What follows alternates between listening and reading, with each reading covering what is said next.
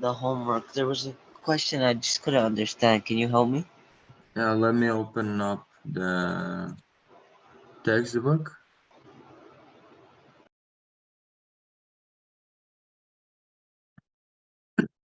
Okay, so what is the question?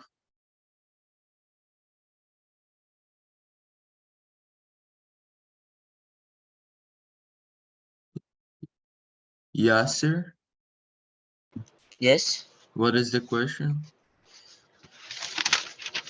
Let me get my book. Open my book.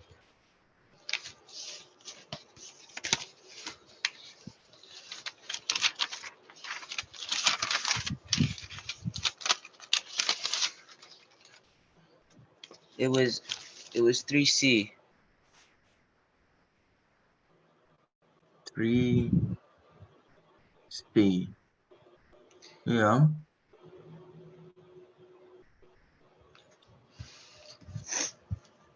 So here we're working with a sine function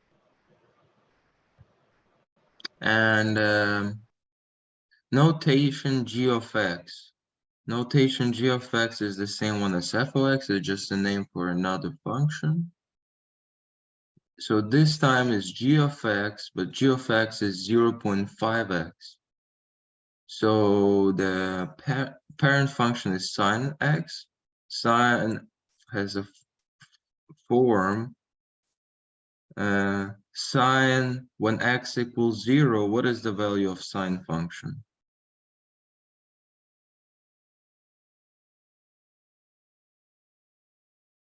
Yes, sir. Any ideas? No, but the thing that confused me is because I seen gx there, gx equals sine x, and then I seen y equal 2g minus 2g. So the g confused me because there was another g No, variable. so this g, it's not a variable. It's just it's like f here, you see, But and g here. G is just the name of a function. We can but use why any is there a letter. y equals minus 2g? I So I thought g was it's another minus 2. variable. Minus 2 is just a constant multiple, right? So we have function g of x and function g of 0.5x. G is not a variable. G is a name of a function that depends on x. And this function g of x is sine x. So let's find the g of 0.5x if we know that g of x is sine x. Then g.05x will be sine of 0.5x, right? Or Mm-hmm. sine of x divided by 2. Makes sense? Uh-huh. Makes sense? Because 0.5 is 1 over 2, right? Do you The thing understand that this step? confused me though is because I thought g was another variable, so I was No. confused because I seen three variables there. So now you understand that f of x is the same notation as g of x. Do you treat f of x as a variable? Do you think f is a variable here? No. So the same way with g. There could be another letter. There could be Yeah, but you a. never usually see f in the equation. That's why it confused me. You never usually see g in the equation. F or g, like whenever you put So it. f of x is the same equivalent notation to y value, basically. If we have two coordinate systems with x and y, x is always very independent variable and y is dependent because y is determined by x, okay? And f of x, it's another notation for function. There could be g of x, there could be c of x, there could be a of x, there could be any letter. You just have to understand and what a letter followed by brackets like this. Uh, it means, and this letter is, you see, they're cursive. This letter is cursive. So It's followed by brackets. It means this is some type of function. This is a letter for a function. It's not a variable. So in this particular I case, get it now. It was the wording that confused me. yeah, okay, okay. Should I explain next step? So, It's this, you see in D, you also have g of x, right? mhm.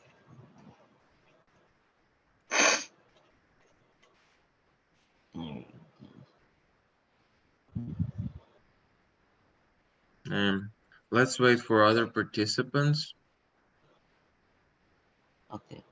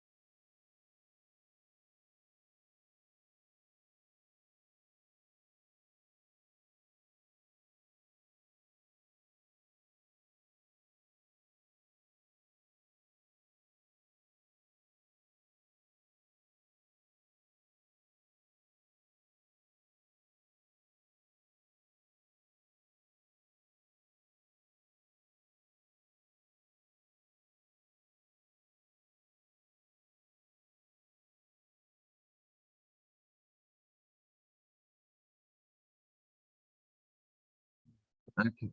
Can you hear me? Yeah, sir. Are you with me? Hello? Yeah, yeah. So we have to start our class. It's already 15 minutes in. So So you're you're ready starting now? for, yeah, I'm gonna start now. Okay. This meeting is being recorded. It can be reviewed on the YouTube channel. I will upload previous and today's class on YouTube. So, welcome to Advanced Functions Grade 12 classes. This is our second class. And today we're going to continue discover interesting properties, methods, problems with functions. The goal of today's class is to represent and describe functions and their characteristics. Yes, sir, make sure you have a graphing paper. Okay. So let's learn about the math. A little story review. No, not the story. What the story is here. Jonathan and Tina are building an outdoor skating ring. Okay. They have enough materials to make a rectangular ring with an area of about 1800 meters squared, and they do not want to purchase any additional materials. They know from past experience that a good ring must be approximately 30 meters longer than it's wide. What dimensions should they use to make the ring? So this is basically a simple example of function that can be useful in real life. Let's break up this problem into pieces. So we have materials enough to make a square area of 1800 square meters, right? So we can say right away that S equals 1,800 meters square, right? Or the way you prefer, area, right? Area equals 180 meters squared. Yes, sir, let's work together. As soon as today looks like it's your private class, let's make this class more interesting. Tell me, how do we define our area of a square? What variables are there? Where? On what? So you have a material enough to cover 1800 square meters, right? Mm-hmm. And there is two parameters that you can change in your square, right? But square consists of two parameters. It's its length and width. Am I right? Let's Yes. denote those parameters as x and y. So how can we express the dependence of area from x and y in function form? What is the formula for area of a square? I don't know. I don't remember. So to find the area of a rectangle, we have to multiply its width by its length, and we're gonna get an area of the square. Do you agree with me?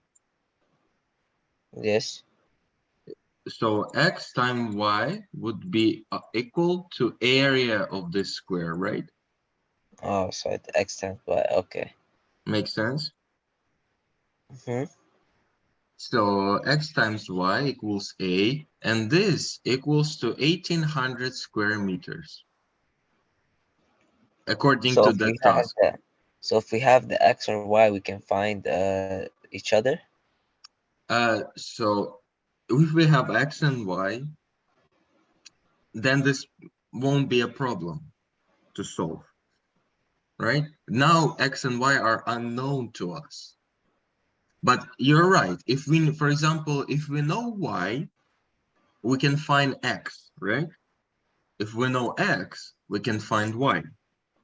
Do you agree with me? Because x times y equals 1 1,800 square meters. And in order to find x, for example, from this function, let's remember why it is a function. First of all, this particular example is a function because we have certain law that defines the area of a square, okay? And this law is expressed as product of two variables, x and y. So when we have product of two variables and we would like to find one of them from this function, we would have to find a factor of 1,800 square meters divided by y. This, if I want to find x, and the other way around, 180, 1,800 square meters divided by x, if I want to find y. Do you understand this particular example? It's like a three-way thing, right? It's like translating the variable across over the equality sign, right?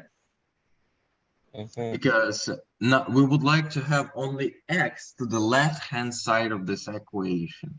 And in order to do that, I'm going to divide left and right-hand side by one of the variables. For example, in this case, I would like to divide them by y.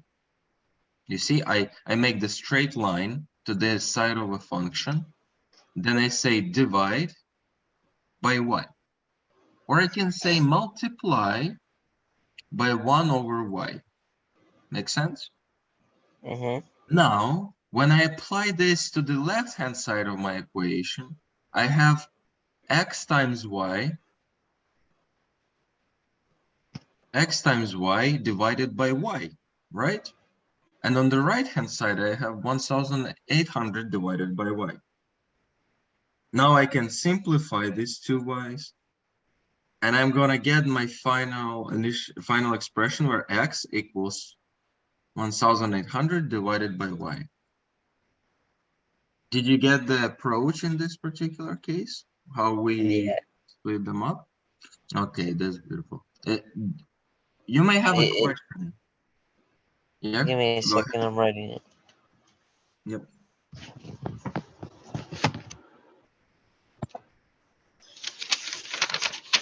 So here we express the width. Here we express the length in terms of width, okay? Because this is our length and this is our width. We express the length as a dependent variable of our width.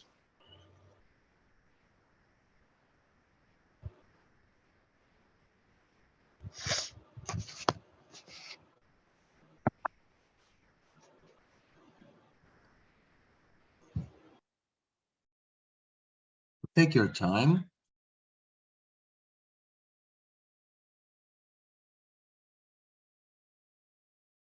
I'll be right back.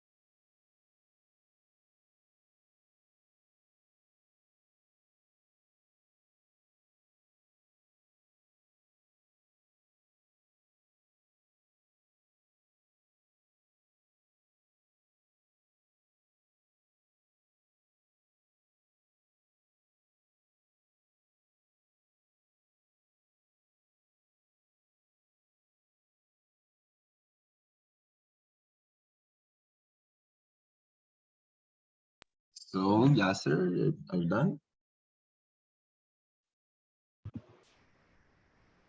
Trying to do it. Copy down? Yeah, I copied it. Okay. So, you may ask me, why can we multiply by something and it will not affect the equality of our function? Have you ever thought about it?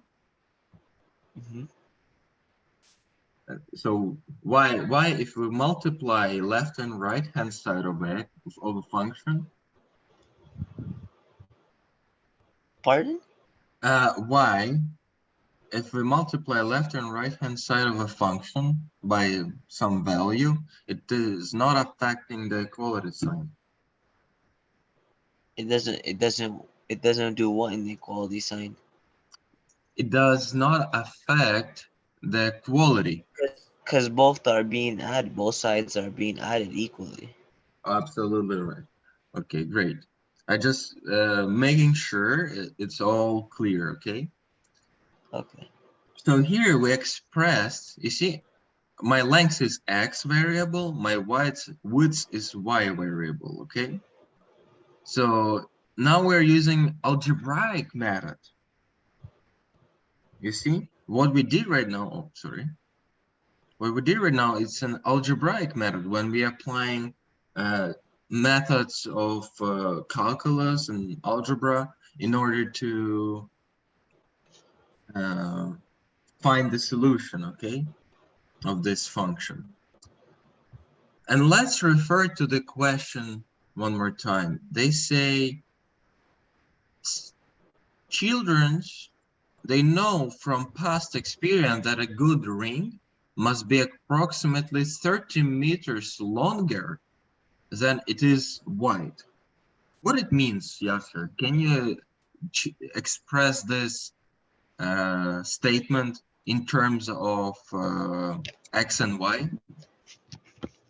They're saying something about the what about the rink is it's better to be wider.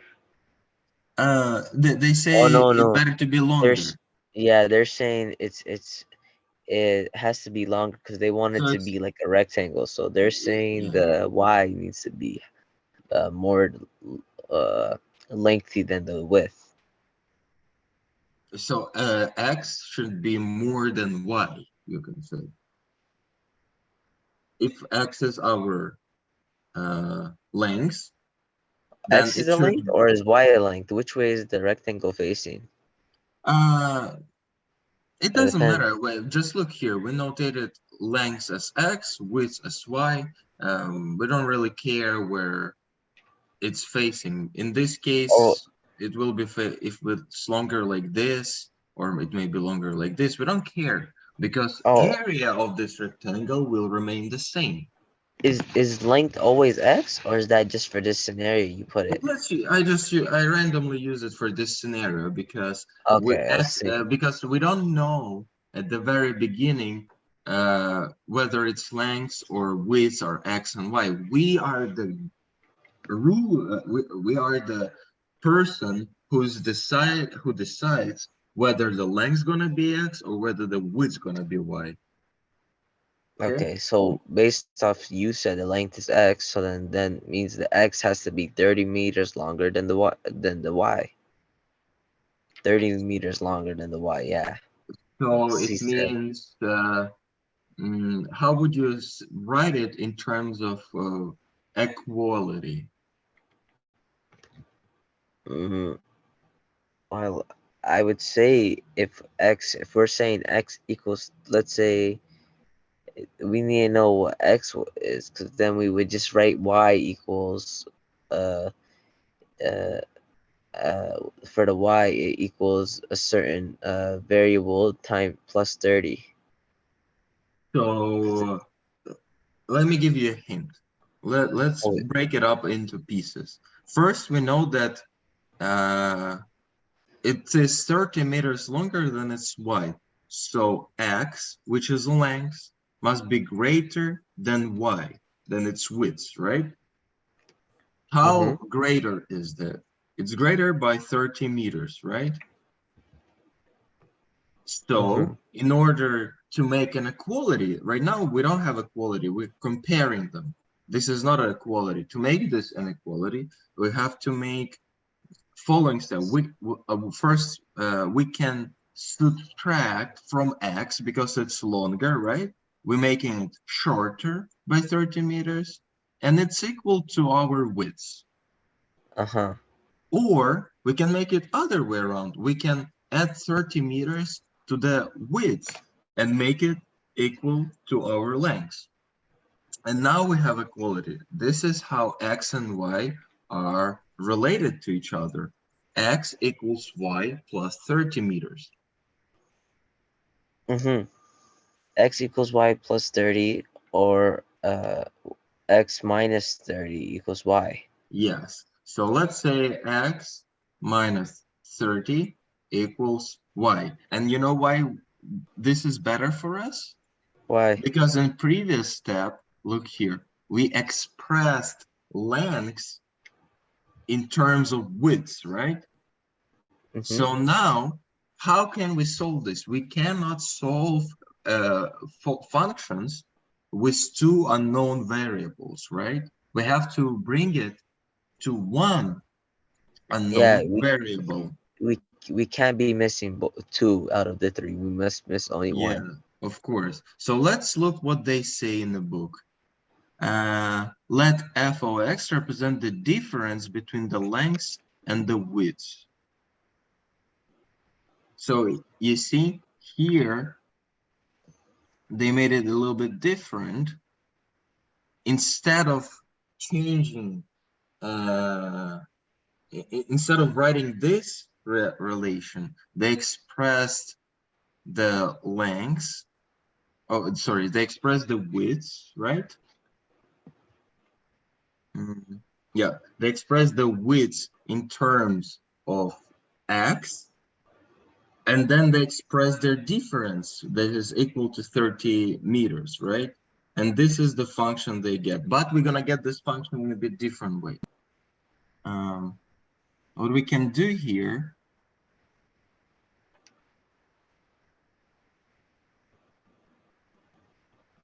we can substitute x minus 30 for y in this equation, or we can use their method.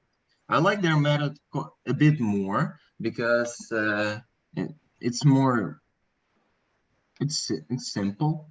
That's the beauty of an algebraic model. Algebraic model can be approached from different perspectives, you see? We did pretty much the same stuff, but the answer would be the same at the end. Here, it's actually better to express x through y for us. Let's do it. And I'll show you that we're gonna have the same answer as they do, okay? So x equals y plus 30, right? So now, if I substitute instead of x, y plus 30, I'm gonna have y. Let me change the color. So this is the first part where we formed our equations, and now let's try to solve it. So y plus 30 equals 1,800 divided by y, okay? And now we have to bring y, all terms with y to one side, and all terms without y to the other. How would you do that? We need y though. Don't we need to find what's it called? Y? We need to find the variable. Y is, we're gonna find the width, and as soon as we know how widths related to lengths, once we find the width, we can find the length. How do we find the width? Now we are going to solve this function. So look, let's move this term with y to the left-hand side. And or let's move this single y to the right-hand side, okay? And we're gonna get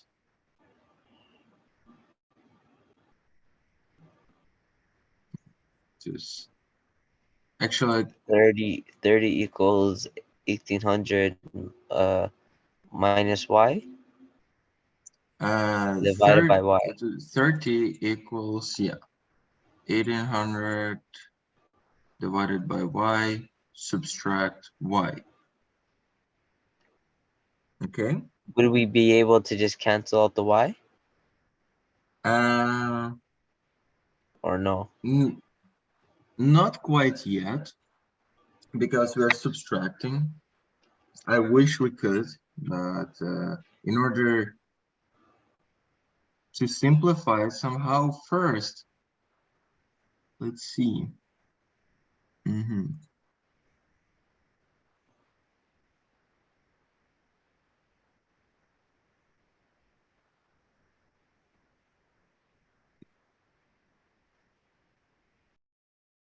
Just a second.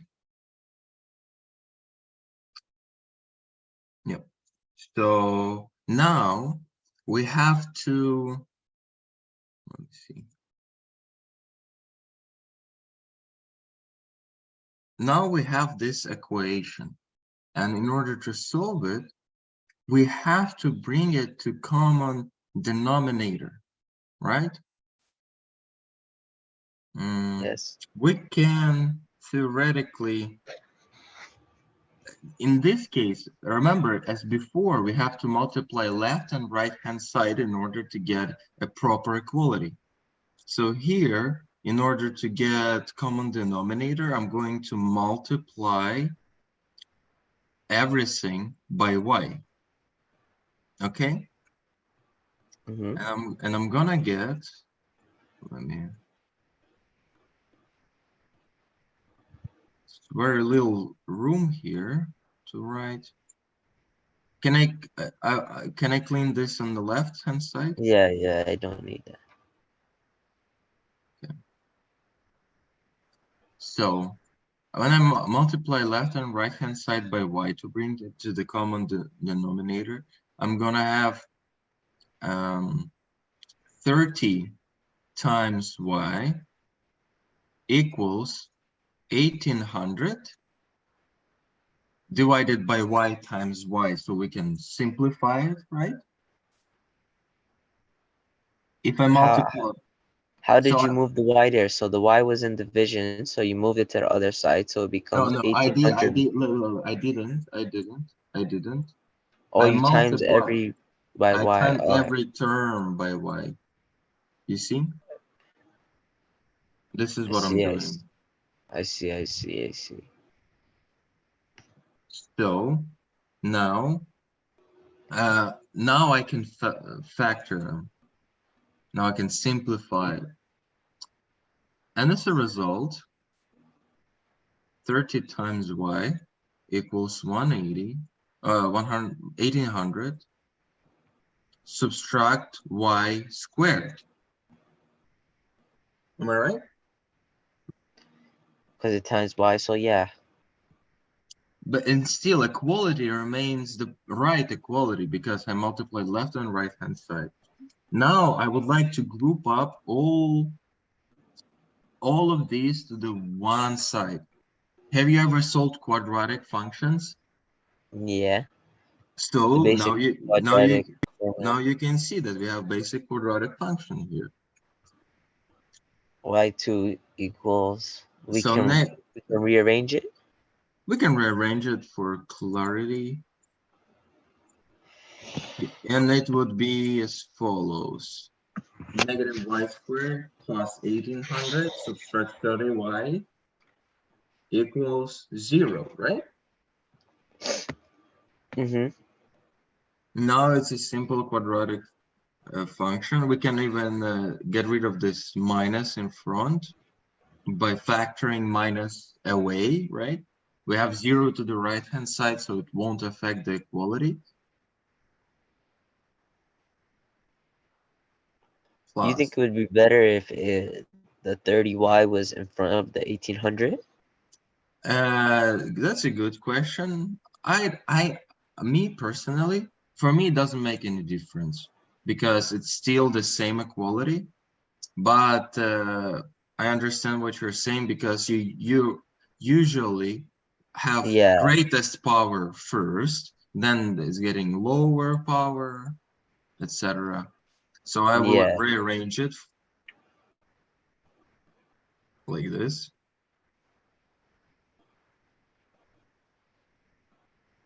right?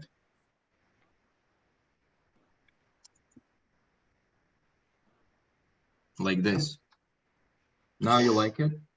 yeah. Now it looks like the normal formulas. Now we have regular form, and would you So mind now solve? we just do a times a what a times b what equals a times b and adds together equal adds together what's it called equals b, right? Sorry? What two numbers times together equals a and c, but added together equals b, right? That's what we're looking for to factor this, right? Uh, when let me see. When they are multiplied, it's gonna be C. Wait. I believe it's gonna be AC, and when it's I usually prefer to use another method to solve this type of problems. That's a product sum rule you're talking about, right? I think so. I So don't know please what's called. look it up. You have Google. What is it called?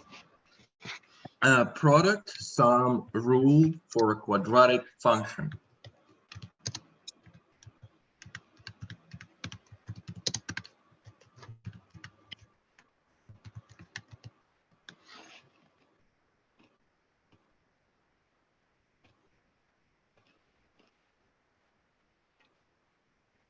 Mm,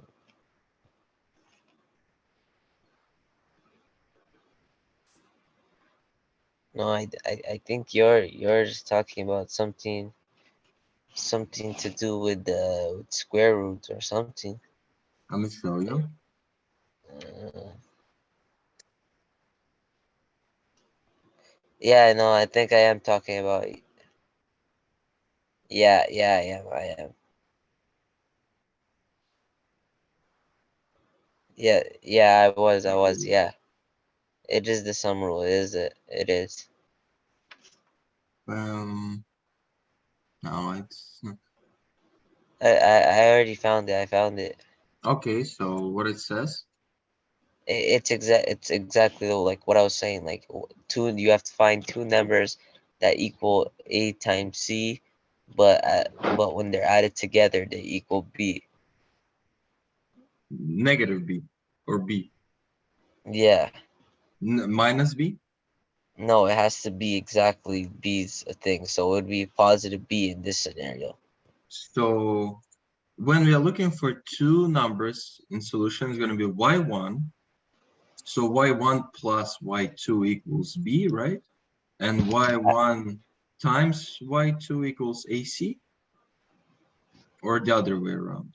Wait, but I want to know your method because I don't know any other methods.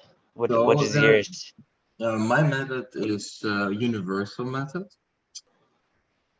Oh, Uh, the universe. Oh, yeah, I know that one. Never mind. I'm gonna show you when we evaluating the discriminant value. You know The what universe method is the long one. it's not really lengthy method, but yeah, that's the one you're talking about. That's Viet's theorem. That's a mathematician, famous mathematician who have many other achievements, but this is one of them. this short form to evaluate the quadratic functions. And the long one is d equals b squared minus 4ac. B squared is 30, so 900, right? I've never seen someone write it as that before. How do you write it? It's I have to go see it. It's No, don't usually waste time. something like Let's not minus waste b time. something. Minus b, yeah, yes. Then you go look. Y1 in this particular case and Y2 are equal minus b plus minus square root of b Yeah, squared minus 4ac divide by 2a. divided by 2a. I just split it up in two steps. So instead of writing b squared minus 4ac, I write d, square root of d here. Okay? Okay. So d equals b squared minus 4ac. It's 900 minus 4 times a is 1, and c is 1800. But 1800 was negative. So it's going to be 900 plus 1800 times 4. 1800 times 4 is equal to 7,200. Can you double check it? You want me if 18,000 times 4? Yep. 18,000 times 4. Yeah, 7,200. So as a result, it's going to be 8,100, right? Sum of these Is two. adding, yeah, okay. Well, 8,100. where'd you get 900 from? 900 is a squared b. B equals 30. Oh, I see. So now we can evaluate first and second roots of this quadratic function, right? Mm-hmm. And it's gonna be negative b, which is negative 30, right? Negative 30 plus or minus, it's because we have two solutions, right? Plus or minus square root of d. And what is the square root of 8,100? Pardon? What is the square root of 8,100? The square root of 8,100. 90. Absolutely right. So now we have equality minus 30 plus minus 90 divided by 2. So we're going to have two roots, right? Mm-hmm. Can I Hey, we clear just write this? it as 2, right? We don't write the x, the y, I mean. We don't include the variable. No, because this is function to evaluate the variable. We don't have variable in it. Okay? Okay. So can I clean this on the right-hand side where we wrote down the, first of all, function? Yeah, I already copied that. So we wrote down the function for the Yeah, area, the function and rule, the rule. from this function we expressed length in terms of widths, right? Mm-hmm. So now let me clear this real quick. What would be the two roots of this function?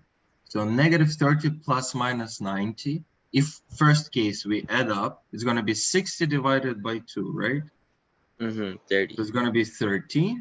And the second case, when we subtract, it's going to be negative 120 divided by 2, going to be negative 60, right? Mm-hmm. So how do we know which one's right? I'll tell you. Have you ever seen negative widths? Negative width? No. That's the answer to your question. That's why we have to identify the range and domain of our function.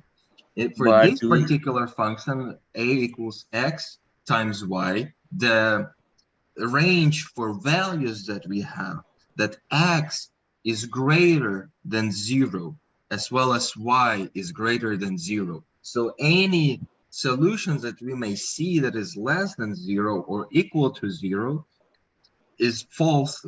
And you know why they cannot be equal to 0? Because otherwise we won't have any square, we won't have any area, because a equals x times y, and we know that a is supposed to be non-zero value. So a Okay, also greater than 0.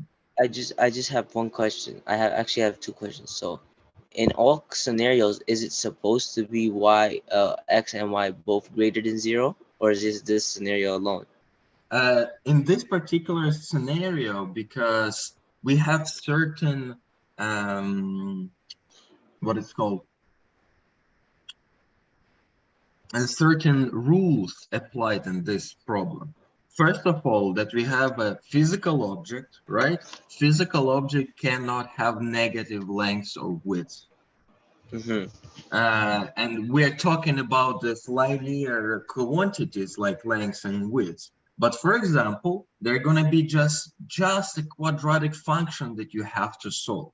So for that quadratic functions where we don't have such limitation as a dimensions of an object, you can have two roots of this quadratic function.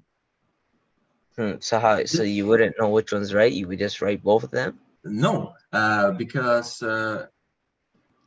in that we don't know what that case would be. Maybe they would say write only positive solutions. Maybe they say write all the possible solutions for this function. Okay. Okay, but what about what if both of them end up being positive? How do you know which one's right? Or does that never happen? That would simply never happen because mathematics works. Oh, so it's Or always one becomes negative, one becomes positive. Okay. no. Oh, In this particular case, it happened like this. In other case, you may have two positive solutions, right?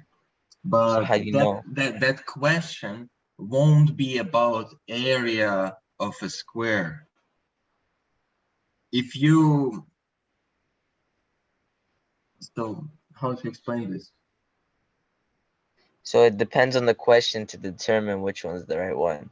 Yes, absolutely right. I Because see. I see. here we have, so mathematics is not something imaginary, okay?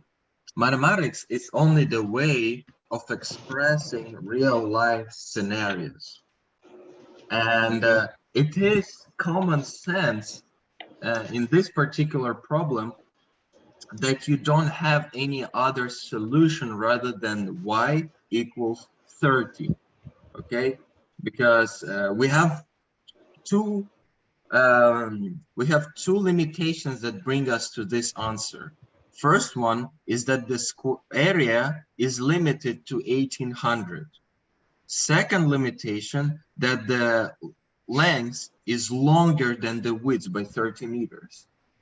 When we apply these limitations, that's what defines what the solution would be. We just don't know the solution yet. I see. So everything comes from the question. But there are quadratic functions where there are two positive solutions. There even could be two negative solutions or two equal solutions. What if discriminant equals 0? What if this equals 0? Then you would subtract and add 0 two times, so your both roots are same. Right? I see. Yeah. So there are many cases. That's why we learn about functions. And this was an algebraic method. Okay. Now, once we know y value, y equals 30, and now we can find what would be the x, right? And x will be y plus 30 because it's 30 meters longer than the width, right? It's going to be 60.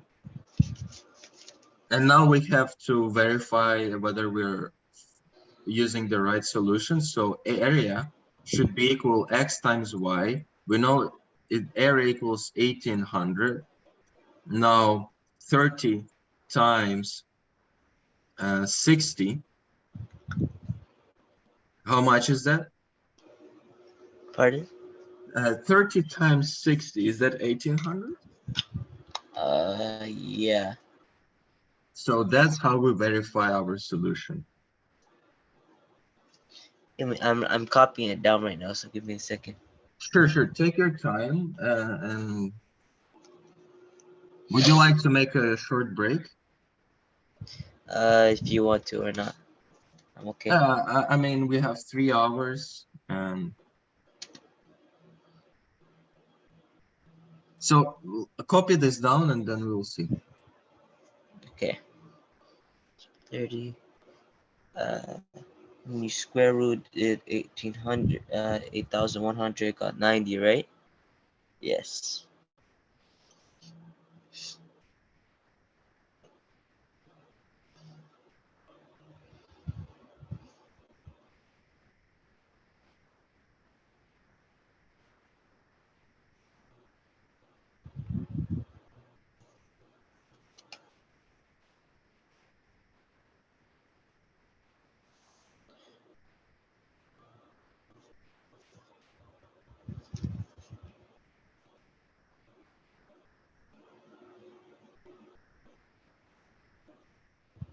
In this case, we were looking for the y, right? Or the x.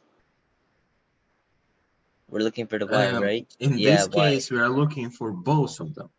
Oh, you mean yeah.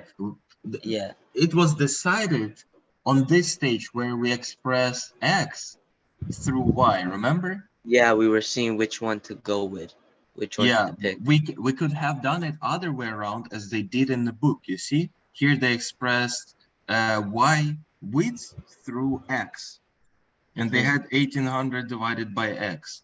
So, and they have the different quadratic function here, you can see, but the result is the same. You see, they found the length equals 60, and from that they found that the width equals 30.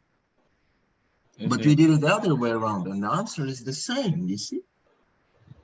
Yeah, so now I need to just do it.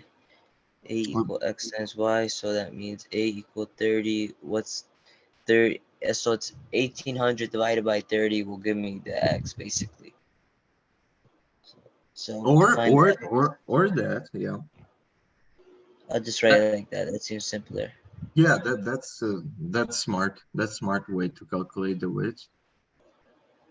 Or you can use the dependence where width is 30 meters shorter than the length. You basically add or subtract, and it's even easier than dividing. Is it a coincidence that the other variable for y, the other answer for y is minus 60, and then the x ended up 60? No, Is that like, it's not for this particular case. It's not a coincidence because, as I said, question defines how the function will look like. They just made this pretty numbers for you. oh, what is this called? This type of question? This type of questions are called mm, like problems involving quadratic functions. Mm. This is a review, right? No, this is already, we're investigating functions in terms of approaches how to solve them. Okay, because everything, like, I already know everything. Just the Yeah. the one where the x times y equals a. That's the only new thing, like new addition to this equation. Everything I did before. So we have to understand how we work with functions in order to move on. You see, because x times y equals a is actually the most important part of this whole problem. Of course, you know how to solve quadratic functions. If you didn't, if you wouldn't know that, you wouldn't be in this class, right? But what we're trying to do in advanced functions, we would like to see the dependence. We would like to see the patterns between one variable and another. Because without understanding how area depends on length and width, for example, or this is just a simple example, you wouldn't find the solution because you don't have any equation at the beginning. You see, at the beginning, they just tell you that kids are building playground. And how do you transform this real life situation into a mathematical problem? That's what we're trying to learn today. Yeah, see, the thing I like about this is it's more practical rather than previous maths, grade 11 Uh, stuff. I assure you that you cannot even imagine how practical this is. Basically, every goods of humanity that you are using nowadays, for example, even the PC that you're using to talk to me, would not be possible without this. Yeah, I was just saying because like it's way easier to picture out the equation, like understand how it works, if when it's in a practical situation like an ice rink. Yeah, because what you did up to date, you only been learning letters, okay? It's like learning a language. Once you start learning the language, you learn the alphabet, then you learn the grammar, then you learn the sentences, how to form them. And that's exactly the same about mathematics and advanced function and calculus. From grade 1 to 9 to 10, you just learn to you learn the words, and now you're gonna learn how to compose those words into sentences. hmm I wrote it down. I finished writing it down. Okay. You can move on if you want. Yep. Of course. So please take a look at the numerical method. We won't spend much time on it. Again, they define the lengths and widths. They define the domain for the lengths. And this is one more important thing. If we move back, we have to define domain, as they say here. You see, x equals -30 is outside of the domain of the function, since lengths cannot be negative. Please keep this in mind. So in numerical method, the same approach, we express one over another, but instead of using the algebraic method, expressing the dependence of the variables, we're starting just simply making guesses. You see? They suggest, what if the length would equal to 200? They substitute value for the length. They check whether what would be the width, and then they check whether the difference of the length and width is 30. If it's not, you make another guess, and so on until you get to the right number. This method is less popular in algebra, but this method is very widely used in computer science, and because some of the functions they simply could not be solved in algebraic way, so they're being solved in numerical way. But we won't encounter that type of problems. Most of the problems we solve are algebraically solvable. And using the graphical method, of course, you can use a graphic calculator to plot this graph, then see all the solutions that you may get, and find the intersection where the difference between x and y is 30. This is really interesting way, but we won't focus on it too much. So I would like you to make a little practice. This is again a question about domains. Please spend up to 10 minutes and write your answer to A, B, C, and then we'll discuss it, okay? Okay. Oh, it doesn't even, oh, it's telling me state the domain right. Okay, okay. I thought it was just Domain asking. and range. Okay, And decide whether these are functions or not.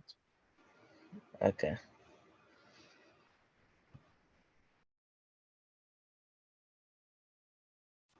And for number C, is which one's the Y and which one's the X?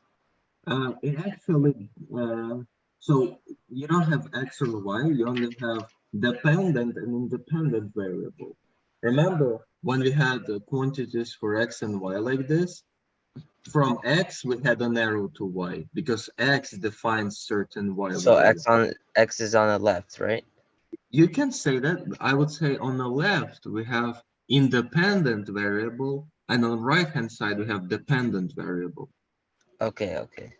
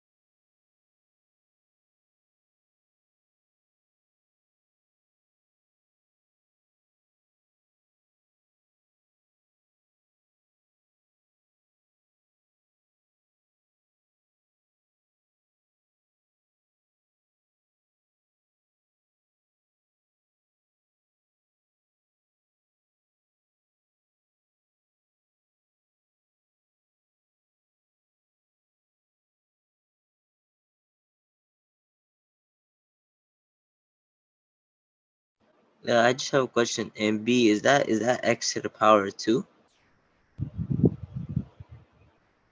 Yes, that's X squared. Okay, okay.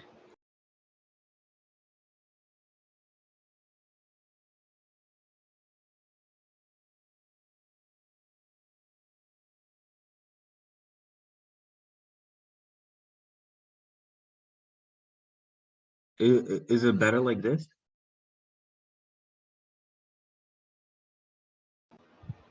Yes, yes.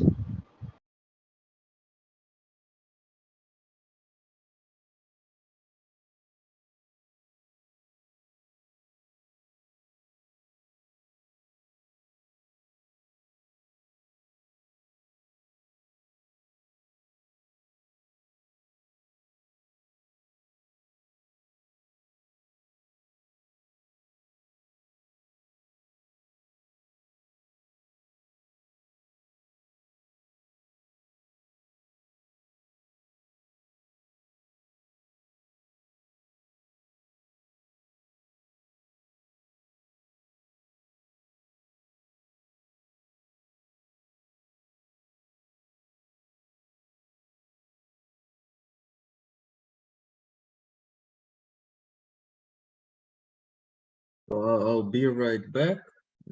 A minute.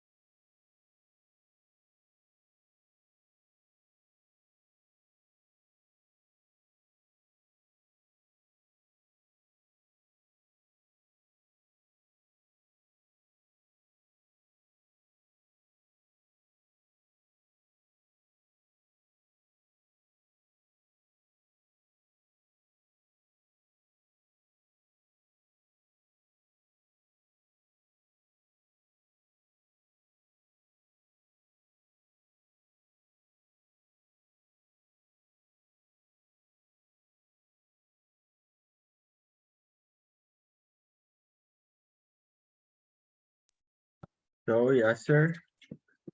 How are you doing? I'm on B. Oh, you're on B. So let's start from the A, and then we'll gradually go to last one together as soon as we don't want to waste much time. So what do you do with A? Well, they're both, one's going up in an angle, and one's going down in an angle. Looks like an angle. So they're both infinite, basically, negative infinity and positive infinity for both x and y. I mean, for domain and range, because they're both going angle, like across over the graph. So first thing, decide whether each of the following relations is a function. Do you remember the slicing method? Where we slice the function like this and we look whether there is more than one value of y for each x. And here we can clearly see that for each x, we have only one y in respect. Yeah, the line method. So we can say this is definitely a function. This is answer for the first question. Now we have to state the domain and range. So range is all the y values that it takes, and domain is x values. Yes. So first of all, let's talk about the range. So as I can see here, my graph on the left-hand side, it's going, if I look from left to right, it starts at some value and gradually increasing, right? But at this certain point, if I look from right to left, I can see that it getting less steeper and less steeper over the time. So it means that at certain point in time or certain point in x values, my graph would turn basically horizontal, almost horizontal. But it was still going down in a little angle, though. It will still go down in an infinite, but it would never go down like this, right? It would never go this low. So basically I can make a line and I can see that this line is supposed to be in a -2. Here would be my line for y values. This is the lowest value that y theoretically trying to reach, but it would never cross this red line. Okay. And if we look up, we can see that the graph constantly growing up, so there's no limit in y-axis upwards, okay? So my range of this function for y is going to be equal to -2, but not included. Infinity. -2 is not included. All the way up to positive infinity. Yeah. But for x, let's see. For x, I It's both have infinity, right? For x, absolutely right. We have from -infinity all the way up to positive infinity. So A is clear, right? Let's see what they say in the book.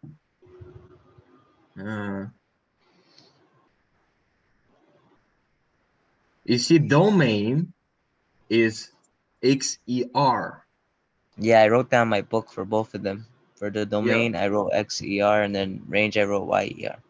But you see, YER, that's true, but Y is greater than -2. You see, this is what we showed here, not getting lower than -2. So Y greater than -2. This is one of the notation, domain equals XER and R YER. But you can also say X equals certain range as well as Y equals certain range. That's both notations are right. So since the graph of the function has no breaks or vertical asymptotes and continuous indefinitely in both the positive and negative direction, its domain consists of all the real numbers. Meanwhile, the horizontal asymptote defined by the equation y equals -2. So that's why we have this limitation. So if we take a look at the question B, what you can say about this function?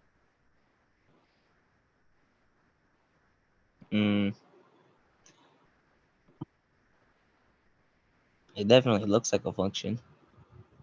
This is one of the basic functions we learned. This is hyperbola, I believe. And this is actually two branches of hyperbola. And if we plot the graph, it will look like this.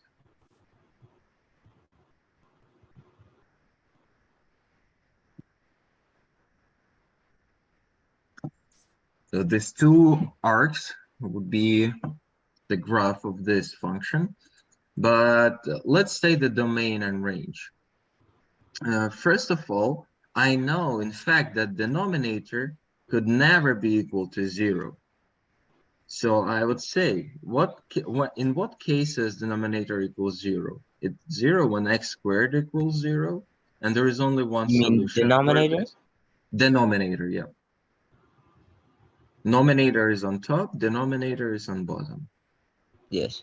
So, and there's only one solution for this case when x equals 0.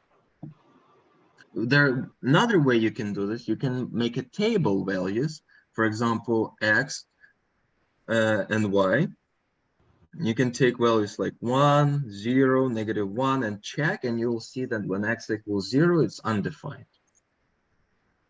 So what would be the domain for this function?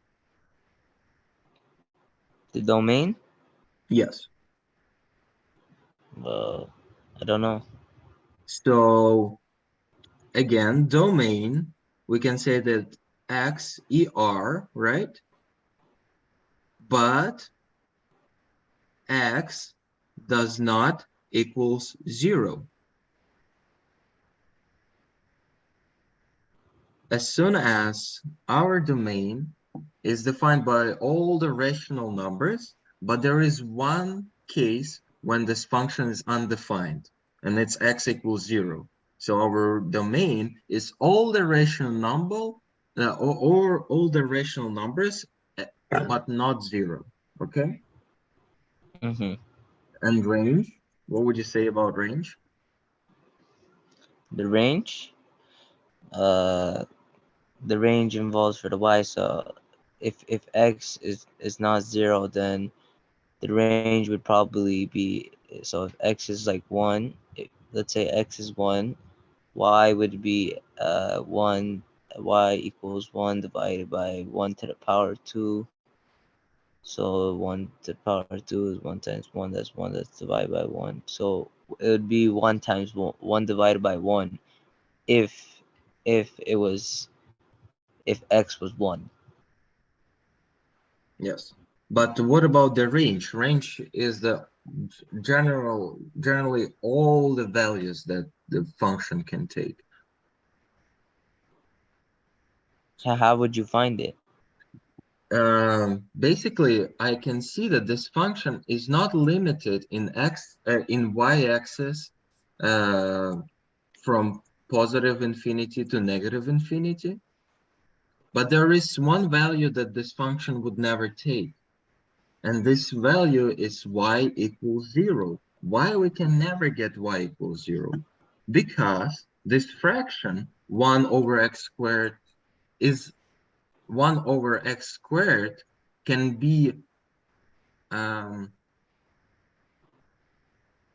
first of all, this function can be only positive, Mm-hmm. isn't it?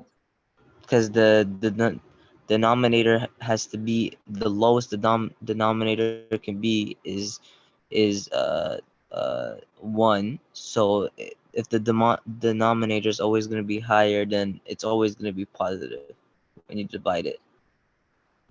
Yes, and because x squared is always a positive value. So we cannot make this fraction negative because our nominator is positive and non-zero. So I can make a statement that my range cannot be equal to 0 and it cannot be negative. So y, ER, again, because we have rational numbers, but y is greater than 0.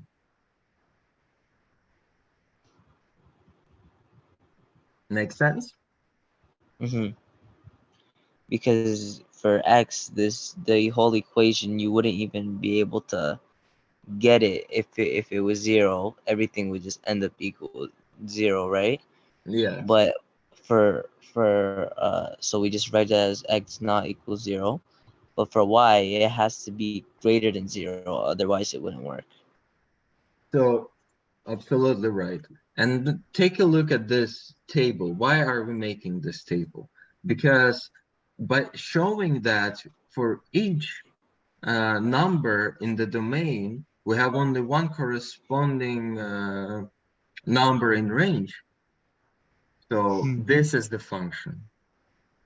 So a good way to test it is first we see if it works with a 1, and then we see if it works with a 0, and then we see if it works if it's -1 to Absolutely see right. what's wrong. Because if it doesn't work with -0, with -1 and 0, then we know it has to be greater than 0. But then if it works with a -1 and a 1 but no 0, then we know it can't be 0. And then Yeah, like vice versa. absolutely right. And how would this function look like? In the beginning, I made a wrong prediction. So this graph would actually look a bit different way. So let's take a look at the values that this function takes. To the left-hand side, so in the negative x values, you see our function is not getting greater than 1. As well as to the right-hand side, the greatest value we can get is 1. Because as x grows, we keep dividing by greater numbers, so it should get less. So basically what's happening here, that my graph goes like this, starting to slowly increase up to y equals 1, to grow up to this point, and here in x equals 0, I have a dot. I don't have any value here, right? Function does not exist in this point. And after this point, my function again starts in 1, when x equals 1.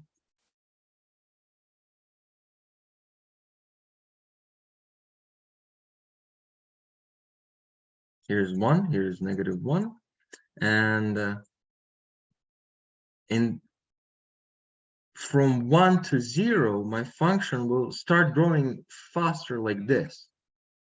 And from 0 to 1 will be like this. Do you understand why my range goes to infinity here? Goes to positive infinity? Because it's like it goes off the graph. It, like from what we see, it's never ending. Because when we divide by x squared, remember, if Oh, you x talk is about not for B. for b, yes, if x squared, and if we take x as some kind of decimal number like 0.001, which is somewhere here, right? And we square it up, and then we divide 1 by it, you're gonna see that actually y is getting bigger. Y is gonna be a very big number. Can you divide 1 by 1/10,000 and see what's gonna happen? So let me do 0.0001 to the power 2, and then we take that number, and we do 1 divided by that, And it gives us, wow, like 100 million. Yes. So now you can see that what's happening with this function, that when it approaches 1, we have numbers less than 1 for y. But after we getting to this decimal point where x takes decimal values, Hmm. the function will grow drastically. So it just needs to be greater than 0 though, right? Why? Yeah. The range of, yeah, that's what we define here. Y greater than 0. Okay. But the denominator does not need to be smaller than the denominator. I see. If the denominator is smaller than the numerator, then it will basically increase the value instead of making it smaller. Yeah, in this case, yeah. Okay. So f of x, 1 over x squared, has a vertical asymptote defined by x equals 0, right? Basically, this vertical asymptote, I'm going to use the blue color. It says right here. And its domain consists of all the real numbers except 0, and it has a horizontal asymptote defined by the equation y equals 0. So it's going to be, I'll use another color, let's say green, and it's going to be this vertical asymptote. So all its values are positive since x is squared, right? That's what we stated. So they lie above this horizontal line. Great. Hmm. Okay. Did you copy this down? I already got it. Wait, let me write down the thing for B. Take your time.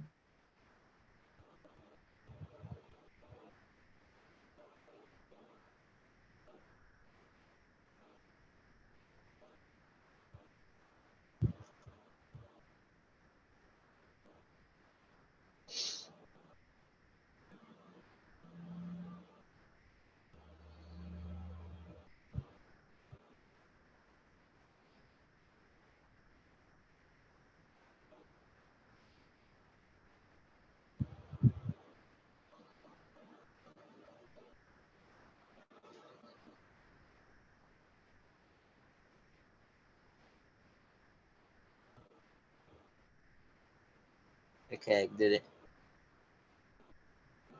Beautiful. So let's move to C. And here, as we already mentioned, this is going to be my domain, and this is going to be my range, right? Hmm. And this type of diagram is called mapping diagram. And we have to remember that in mapping diagram, we can have a converging arrows like -1 and 0 pointing to the same value in the range. This is a converging arrows. But we cannot have diverging arrows when 0 corresponds to two different values. Is that Hmm. clear? So that's not a function, This or is it is? function because we have only converging arrows. Yeah, there's only the independent going into the dependent, not no dependence going fitting into the independence, right? Uh, so yeah, for here we have, so we cannot have one independent variable correspond to two dependent values. Hmm. Only one independent value corresponds to one dependent value. So O cannot go to 1 and 2, right? So basically, on each number in the domain corresponds to only one number in the range. Hmm. So if it goes to 2, then it wouldn't work. Yes. Yeah. Then if you do a slicing method on that type of diagram, on that type of function, you will see that for one x value, you have two y values like this, for example. So how will The, we find if its domain and range? In this particular case, it's clear. Have you ever heard about Venn diagrams? I heard of that. It's like No. circle, and inside the circle you have some values, right? And wherever values in this circle, it means these are all the values of this specific quantity. And here we have two quantities, right? On left and right hand side. In the left hand side, we have the domain, which has 5 values. And on the right hand side, we have the range, which includes only 4 values. So the answer would be simple as that. Domain equals points, right? Domain consists of points. It's not a range, because if it would be a range, we would have -2, -1.999. Then it would be a certain range from -2 to -1. But we have only specific values. So we state them as points. You see here, domain Yeah, like they're consists of like points in negative. a graph. Like we went to this point to that point to that point, right? And we just connect the dots. Yeah. Yes, absolutely right. So the domain would consist of these points that are listed to the left-hand side, and the range would consist of these 4 points. We just write all the points down, right? Yeah, we just list them down. This is the specific of this mapping diagram. Wherever mentioned in this circle, that is the values that you are working with. You have nothing else but that. I see.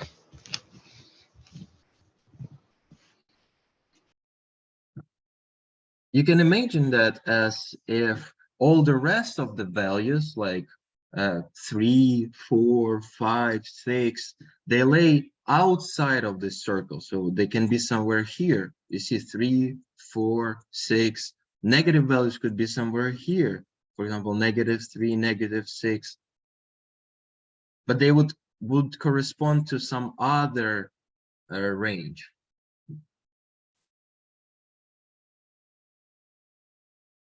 So take your time to note this down. We'll move on.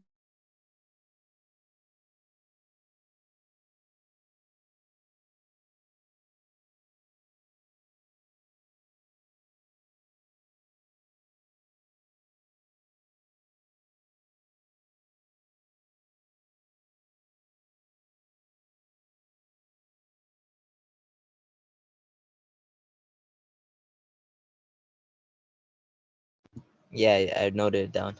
I just finished. Beautiful. So, do you have any questions about this? 3 No, questions? I understand it. I remember some of this stuff. Okay, great. So here, here's an example on how you can use the reasoning about defining the range, as well as in the first example. Remember where we had the area of a square? We defined the range from the reasoning about that linear dimensions in physical world could be only positive, right? So let's It's like investigate. physical. Yeah, so now let's investigate another example. Neil rides a Ferris wheel that has a diameter of 6 meters. Let's make a sketch. I always like to make a sketch for my problems because it gives me a good visual representation of what I'm doing. So diameter is 6 meters, all right? The axle of the Ferris wheel is 4 meters above the ground. So axle is so center of this ring is 4 meters above the ground. So this would be my axle here, and I know that it is 4 meters above the ground. Do you agree with me? So it's 4 meters above from where the middle point is, right? So it is 4 meters above the fixture on the ground. So diameter of the ring is 6 meters, and it is connected to the ground 4 meters above it. So it's From basically it's hanging the 1 middle. meter. Yeah, basically what you can see right away, it's 1 meter above the ground. Yeah, so it's 4 meters from the middle to the thing. Okay. Because it's attached to the middle. Yeah. So the Ferris wheel takes 90 seconds to make one complete rotation. Let's write it down. T, big T, equals 90 seconds. Basically, one whole period or one rotation takes 90 seconds, right? So if I follow this point on a circle, it will take it 90 seconds to make a whole spin and get back to the same point. And nail rides for 10 rotations. Wow, imagine this guy must have been, his head must be spinning around. So 10 times he went around this circle. So 900 seconds, 15 minutes. Yeah, he spent 15 minutes on it. What are the domain and range of the function that models Neil's height above the ground in terms of time while he rides the Ferris wheel? Okay, that's pretty interesting problem because it involves a sine function. Remember, sine function is the cycle function that basically The represents rotation, the right? rotation, right? Yeah. Because now we're doing with waves. Like waves. Absolutely. If we follow this point, if we plot position of this point on a coordinate axis where h is our height, would be h-axis, okay, our height, and x-axis would be t-axis, our time scale, right? Because we evaluate his position above the ground with respect to time. Make sense? And if we plot the position of this point above the graph with the time, first of all, I have one horizontal asymptote. Can you guess what that asymptote is? Horizontal asymptote. What is that? Asymptote is a line that function would never cross, but it will try to approach it. So in this case, my height of this point would never be less than 1 meter above the ground, you see? Because that's the difference of the radius and the height of the center of the wheel. Do you see this? So basically my point would never be lower than 1 meter above the ground. So this is my horizontal asymptote. So the waves would never go under that, right? Yeah. Make sense? So my wheel Yeah. would never scratch the ground. So It its applies height, for the top two, right? It would never go 7 meters above the ground. absolutely right. That's second asymptote. Great job. Second asymptote, 7 meters above the ground. So now I know my sine function will lay between these two horizontal lines. Let's write down the equation for the cosine for wave function, basically. H of t, because my height is determined by my time. That's why it's h of t. Remember, in your home assignment, you asked, why it is g of x? Because g, defined by x value. The same as here, h defined by time. So h of t equals a cosine k, it's a coefficient, brackets t minus d plus c. What's So the basically, difference from cosine and sine in these scenarios? in these scenarios, cosine and sine, basically there is no difference because cosine and sine, they repeat the same circular motion. It just matter through which function do we define it.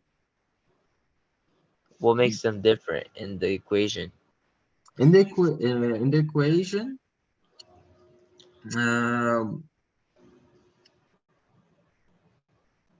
Basically, solution, the answer would be the same no matter whether you use sine or cosine, because both of these functions describe circular motion. So we can use either one or the other one. The difference would be in calculations, because, for example, cosine of 45 degree equals to sine of 45 degree, but cosine of 30 degree does not equals to sine of 30 degree. Cosine of 30 degree equals sine Mm-hmm. 60 degree. I see. The difference in calculations, but answer would be the same. So let's examine the condition, what's happening here. You see, approach, how we do that. First, we wrote down the equation. Second step, we have to define the domain, right? In which we are working, because we don't want to take values that are outside of the domain. We're not interested in that moment of time. In this case, domain is defined by time, right? And you already said that if he was making 10 rotations, it means he spent 900 seconds on the fair wheel. So my Mm-hmm. domain would be from 0 seconds to 900 seconds.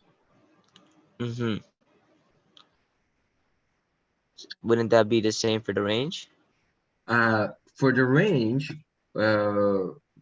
range would be defined in a bit different way. The range would be defined by our horizontal asymptotes. I see. You see, here they now examining the conditions for the range, and they define the range properly from 1 to 7. You see, they basically made the sketch that we just made together. They examine the condition of the dependent variable height to determine the range. The radius of the wheel is 3 meters, it's 4 meters above the ground, so the lowest point is 1 meter above the ground, as well as the highest point is 7 meters above the ground. Make sense? I see. So it's for 7, it's equal or greater, and then for 1, it's equal or less. Yeah, because it's going above. It's either equal to it or it's going above it. For 7, it's either equal to it or it's less than it. You're absolutely right. So state down the range and domain for this problem. Okay.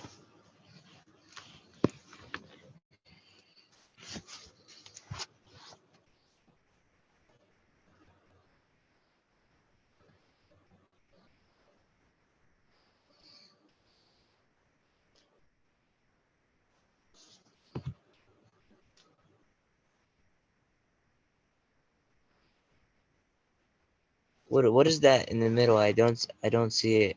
Uh, it's where you put the 0 right there.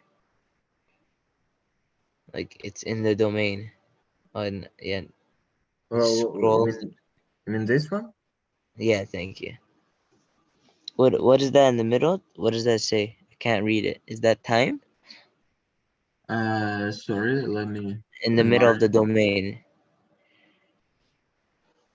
Wait. Oh, the domain. Yeah, it's time. Okay.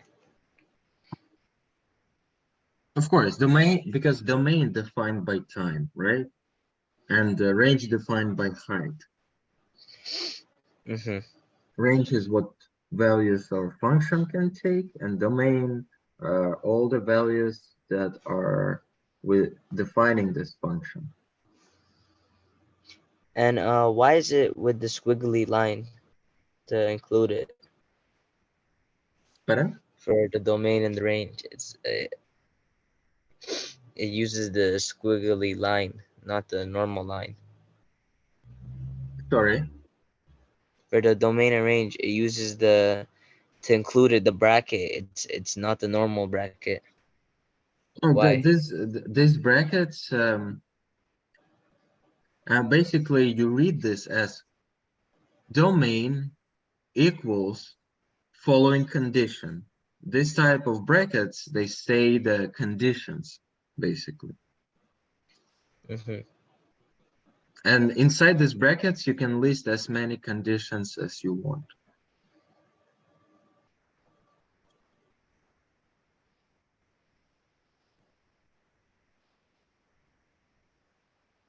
But if you put the round brackets, it would still be right. Unless you have some kind of operations, like you cannot have any operations with these brackets. You cannot multiply them by something. That's the difference. These brackets are just stating the conditions.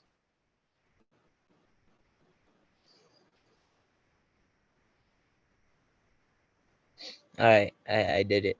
Okay. Still, I believe we can. This is it basically about this problem. It's different from the first one we solved today in such way that it's more complicated. You see here we have Because more. it wasn't looking for the really stuff. It was just looking for the domain and range.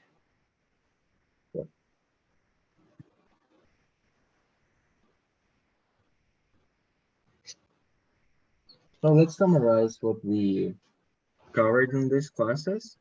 Basically, can you tell me, yes, sir, what function is in your own words?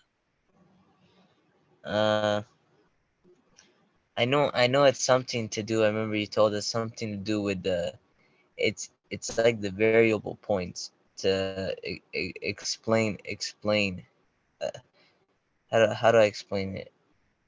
I know it's like the variable points to basically explain an equation, not only like an equation of like how things work and why they move like this and stuff like that. So In what a you sense, want, so as I understand, you're trying to say that function represents certain law. yes, So, or in another words, you can say that function represents dependence between variables. sure, Usually, function has dependent and independent variable. yeah, X Independent and Y, variable is the domain, and dependent yes, variable is the range. yes, And we also learned about three methods on how to represent functions, right? We represented them graphically, we represented them numerically in terms of tables and diagrams, and also we represent them in algebraic form, as we did in the very first problem with area. Remember? That was the algebraic form. mm-hmm. Great. Do you have any questions about this? No, Okay. There's one more important thing to remember, the slicing method. See whether there's more than one value in the range for one value in the domain. Function on the right is not a function, and function on the left is a function. mm-hmm.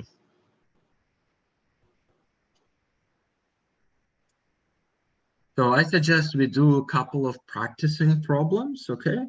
And then we'll move on to the next chapter. Okay. So let's see which one. Say the domain and range. It's not so interesting, but then whether it's function or not, it's easy for you. And this is also easy. Let's do this one problem. Number Okay. 6. Because basically it will involve everything we covered in this class. What else we have here?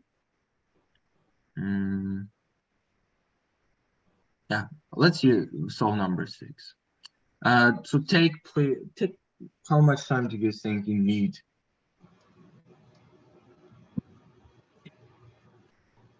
You want me to just do it? You want to solve it together? Your choice. Let's do it together, so not wasting much time on it. So Martin wants to build an additional closet in a corner of his bedroom. Because the closet will be in the corner, only 2 new walls need to be built. The total length of 2 new walls must be 12 meters. Martin wants the length of the closet to be twice as long as the width, as shown in the diagram. Question A, explain why L equals to W. B, let the function FOL be the sum of the lengths and the widths. Find the equation. Let's go step by step. Question number A. Explain why length equals 2 times the width. Can you answer that question, Yasser? Because he wants the total length. Walls must be 12-inch. Martin wants the length closer to walls to be. He said he wants the length to be twice as long as the width. So he said in the equation. That's why. So it's 2 times. Absolutely right. And let's go to question B. Let the function of length be the sum of the lengths and the widths. No, let the function that depends on lengths be the sum of the lengths and the widths. Find the equation for FL. Remember, as we did with area? Mm-hmm. So this function represents the sum of lengths and widths. How can we define this equation? So if we know that the length is 2 times, it's basically 2 width. So if we're trying to find the sum of something to describe the sum of it, like it times each other, right? So let's refer back to the question. They say function is the sum of lengths and widths, right? And what do we know about the sum of lengths and widths? He says the total length of 2 new walls must be 12 meters. Mm-hmm. So I can say that this function, FOL, would equal to 12, right? Yeah, because what's all of them added together is 12. That's what he wants. So now we have to find the equation that will give us 12. And you were right, you were saying about that length is 2 times the width. So how are we going to form the equation for their sum? In terms of lengths only, we cannot have widths in this equation. So we know that the x plus the y equals 12. So now when we know that Let's say L plus W yeah, equals 12. we know the length plus the width equals 12. And now that we know the length equals 2 width, so can we put that into an equation and divide that? So Or no? what would be your final equation?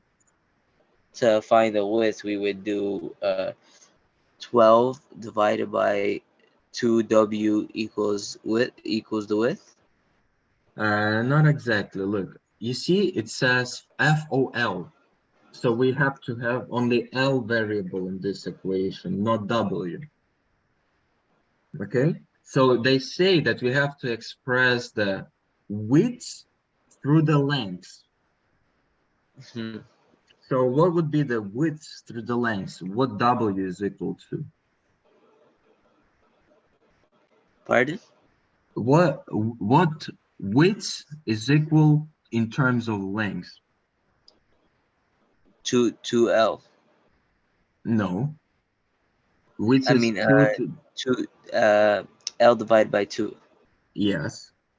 So now we know width in terms of length. And if we want to find the equation for FOL, I have to substitute this W with this W, right? Mm-hmm. So what would be my final equation? So it'd be l equals I mean uh what's it called? The thing equals l plus FOL equals 12 plus, well, 12 plus l divided by 2, right? L plus L divided by 2. Absolutely right. And that's it. That's your equation for the sum of lengths and widths. Why'd you write it like that? Could we run it as doing it with the width or no? The thing is, they ask us for particular function FOL that depends Oh, on length, right? So I cannot use my widths for FOL. oh, because I was thinking of doing 12 equals W, and then W plus L divided by L times W times 2. But since we have to do L, yeah, you're right. So if you would like to express FOW, right? That's what you're Yeah, saying. If you would like to have FOW, me personally, that's what I would choose. And you know why? Because I already have expression for lengths. yeah, So I already expressed my lengths through the width. Why would I do it again? Okay, I would put 2W plus W. That would yeah. be my That's what function. I was gonna do.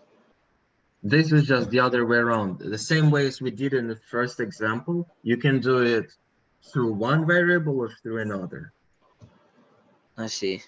But this question's asking for this one, so. Yeah, this one asking for particular one.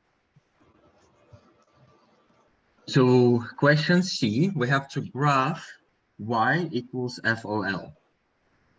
So let's make a graph.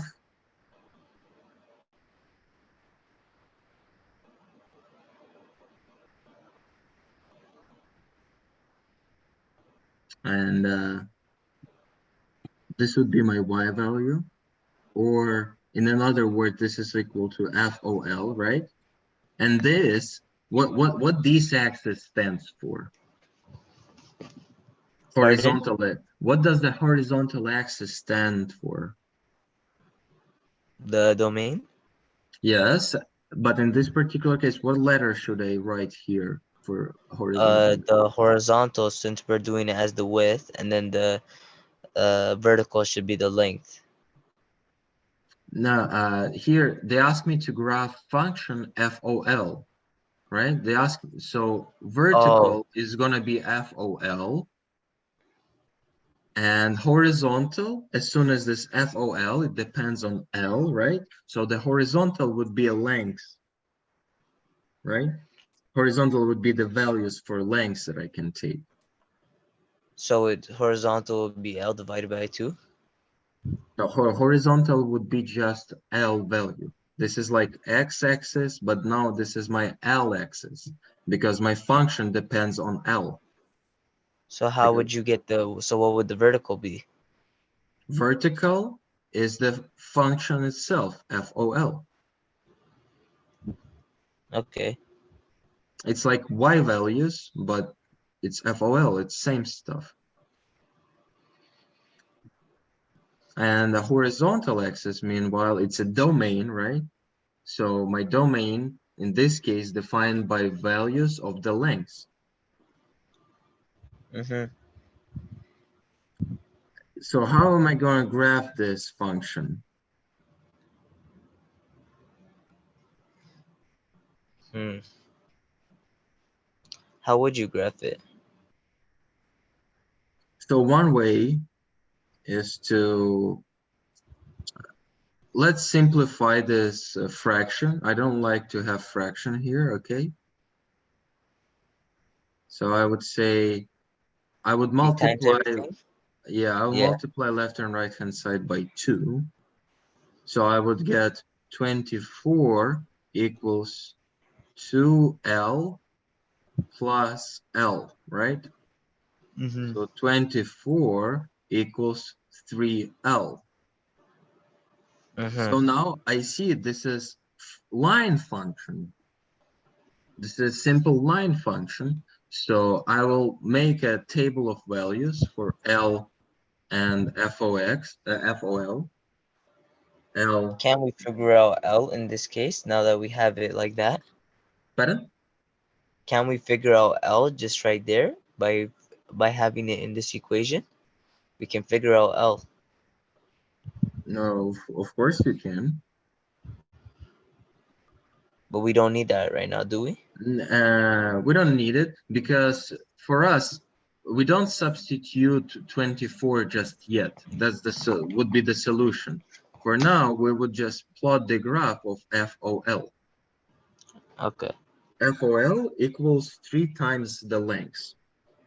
So I would like to find all possible values of this function. And because as soon as my range, as I can see, is not limited, my range is FOL ER, right? Mm-hmm. And I have no limitations for this case. So let's make a graph. I would take values 1, 0, and -1. That would be sufficient to plot it. If I substitute these values of lengths into my function, what would I get? L equals 1. FOL equals? Yes, sir? Pardon? If I substitute L equals 1, what would my function, what value would my function take? Wouldn't it be 24? No, no, I no, no, mean, no. no, it would be 3 times 1. Yes, absolutely right. And then 0 wouldn't work because 0 would be 0. Yes, and -1. -1 would be -3. So now I put these points on my graph, right? Also, we just create a table and then we just point the plots, right? Yeah, plot the points.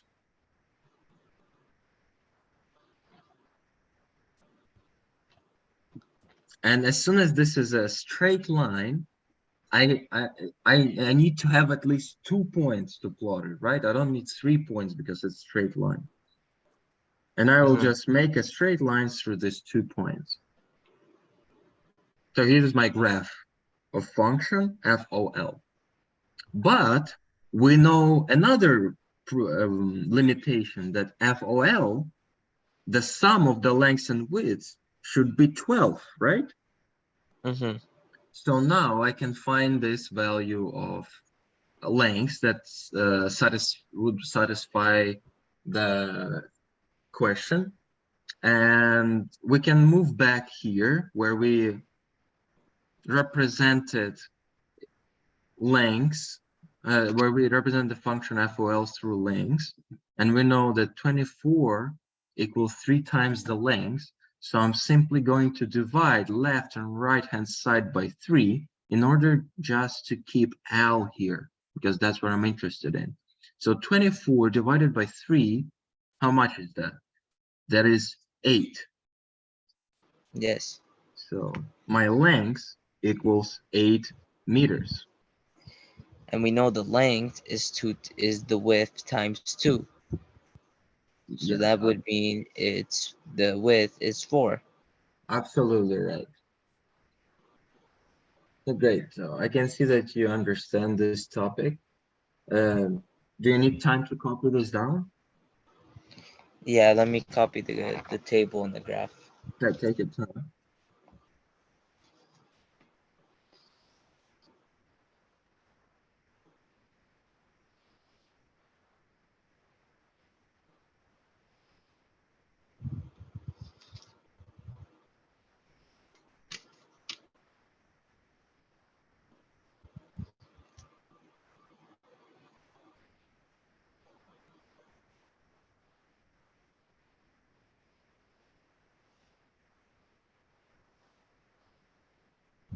W.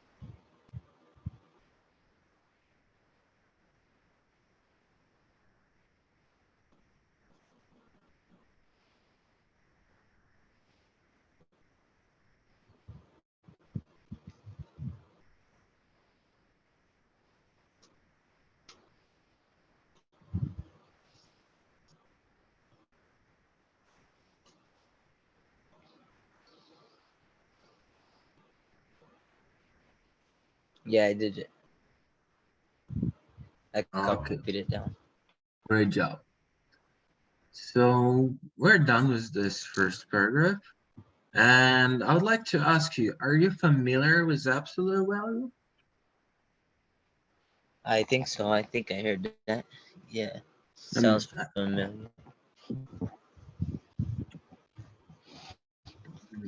so, for example, the absolute value, um, so explain in your own words how you understand the absolute value. I don't really how do I explain it? I just heard that word before and I Oh, okay, probably okay. do know it, but I need to refresh my memory. Okay. So I suggest we start with the paragraph that they suggest here. So an average person's blood pressure is dependent on their age and gender.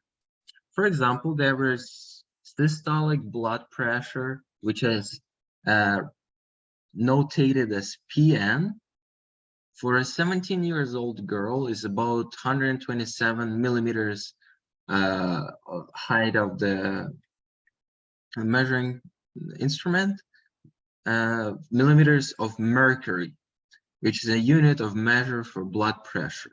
The average systolic blood pressure for a 17 years old boy is about 134 millimeters of mercury. So when doctors measure blood pressure, they compare the blood pressure to the average blood pressure for people in the same age and gender group. This comparison PD is calculated using the formula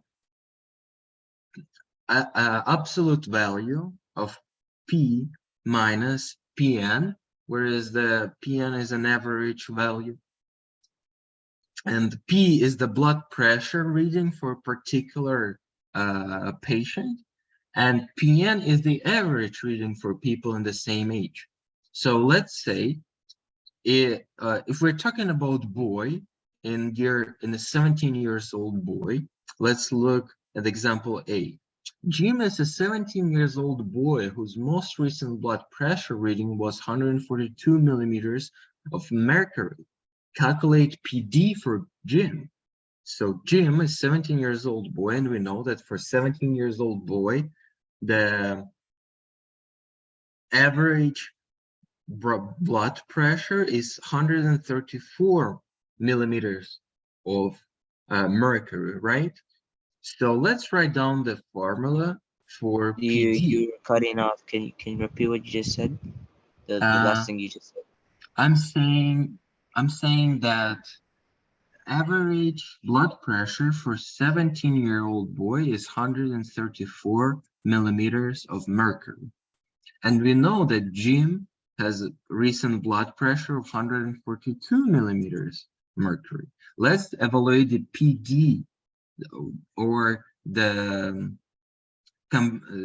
comparison to the statistics. So PD, we know, is equal to absolute value of pi minus Pn, right? We know that, and take a notice that average absolute value denoted as a straight brackets, just two straight lines on both sides. And what it means that wherever we evaluate within this straight brackets, we're gonna take positive value of it. We're gonna take a positive. So, but for this particular case, P is the reading we get, is 142 millimeters of mercury. So straight brackets, 142. This is the readings for June. Subtract the average value, 134. What would be this difference? It would be 8, right?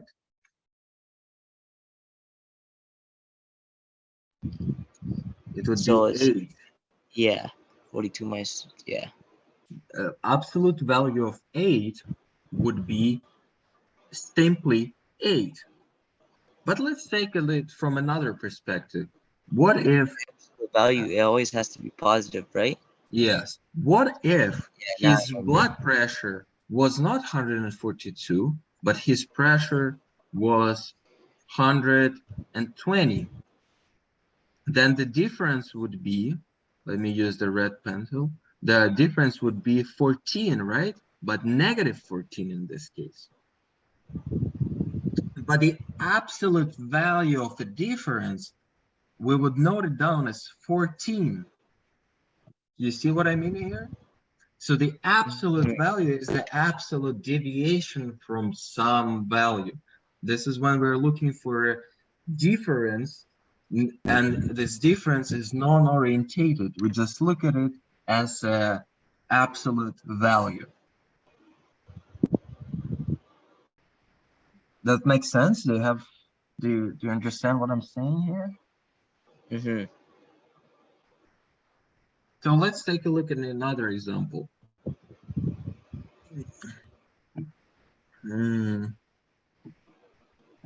Let's fill up this table just a little bit.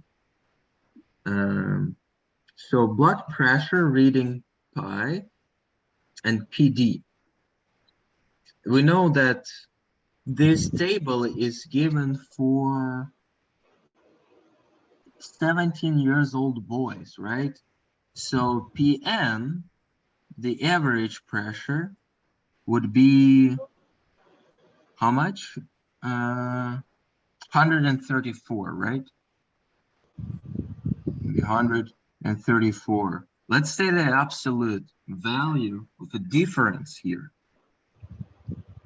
If we're reading blood pressure 95, the difference would be 20. Oh, wait, the difference would be 39. Am I right? Yes. So PD equals P minus PN and its absolute value. So for this case, we would have negative. Basically, we can see that his blood pressure is less than the average, but the absolute difference is going to be simply 39. Right? Mm-hmm. So here for PD, we would say 39 without minus. For 100, it's 34. Let me enlarge it a little bit.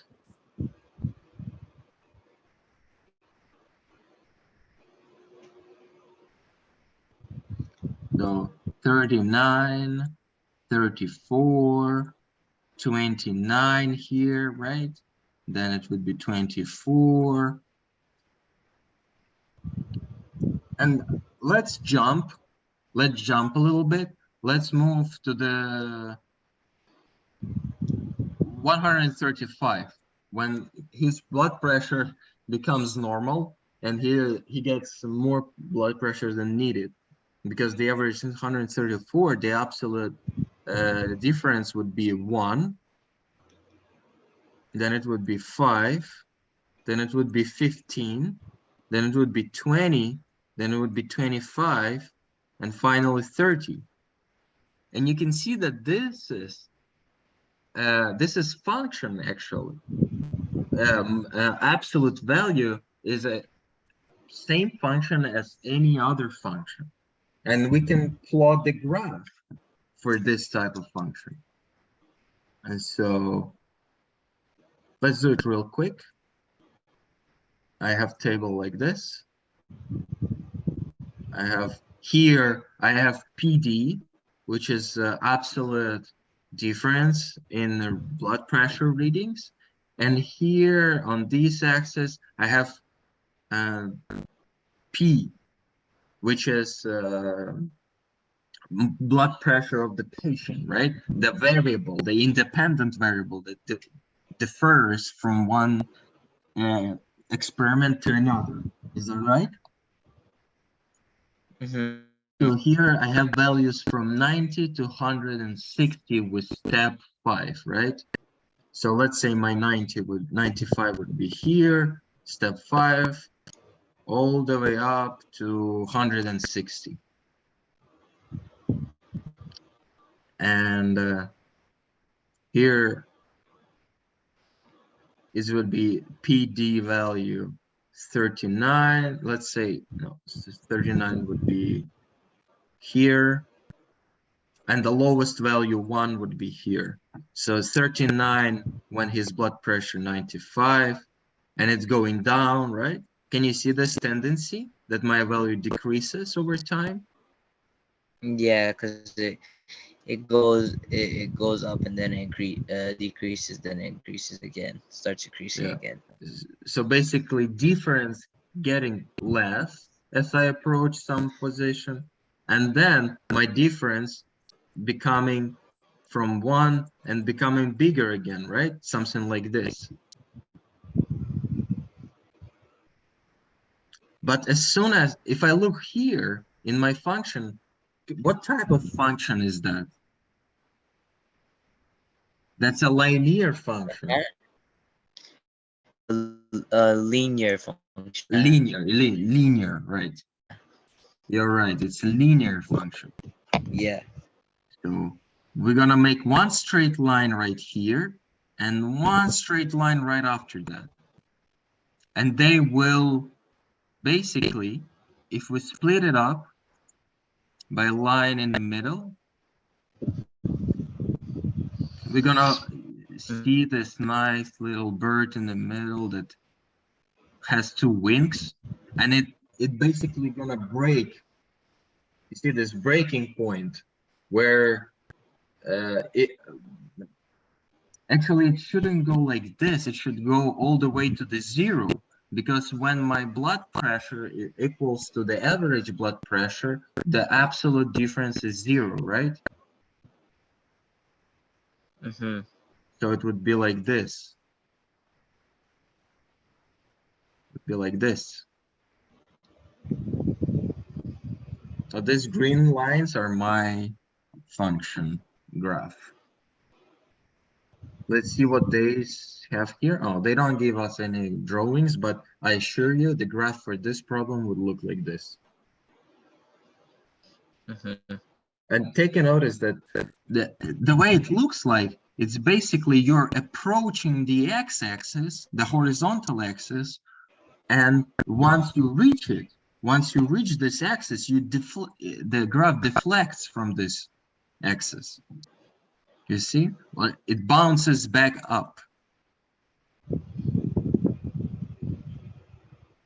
Because, wait, what is he doing in the scenario again? That makes his heart go high and then low. Nothing. It's just a sequence of his heart is not going high and low. You see that his blood pressure is constantly Oh, his increasing, blood pressure. but the absolute value of a difference with uh, with average value is gonna be like this. Everything's increasing by 5. Yeah, it's a step. Step is 5. Mm-hmm. So this is the graph of absolute value of difference between the average blood pressure and the pressure of a patient at a moment.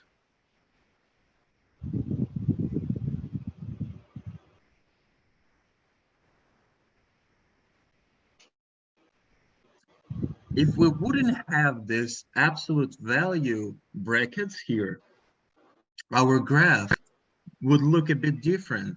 Once reaching the x-axis, it will continue to go down, you see? It will continue to go down. But as soon as we have this absolute value, basically we're mirroring this line over the x-axis, and now it's pointing up, you see? Mm-hmm. As I said before, the way I like to imagine it, that my graph going down to 0, then it deflects. It's get mirrored over the x-axis and going up. That's what absolute value function makes to your graph. And if you take any other function that we had before and you apply the absolute value to it, for example, I don't know, You see here, for example, can I clean the desk? Did you copy this down? I need to copy the graph down, but it Okay, looks I very will. messy. Sorry, I will clean it and I'll get it back. So look at this graph. It's a sine function. And if I apply my absolute value function to this sine function, basically what is going to happen, all of these values are going to get mirrored over the x-axis and they will appear here as mirrored function. You see? So if you apply, oh, you would make it into positives. Yes, they would take all positives like this. So it'd be basically flipped, right? Yeah, mirrored. If you Flipped against look, the horizontal I'll axis. make drawing like this, and now I can do this. Look, mm, I will flip it like this and put it on top. Yeah. You see, this is how it would look like. Well, why Here, why does the absolute value always have to be positive? Why does it? that's the definition of an absolute value. Absolute value is like the absolute difference. We use it when we are interested in the nominal difference between two values. We're not interested in a sign, whether it's less or more. We're only interested how different it is. That's why it's always positive. hmm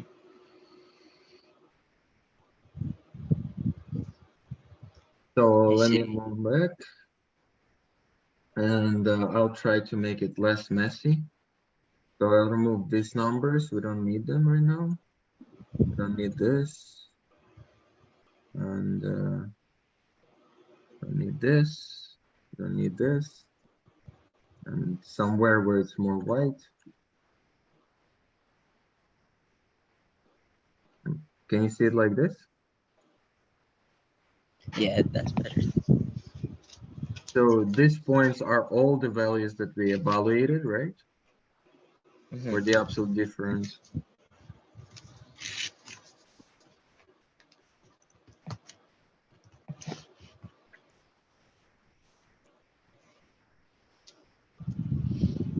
And the blue line, this is how the function would look like to the right-hand side from this vertical line, in case if we wouldn't have absolute value function.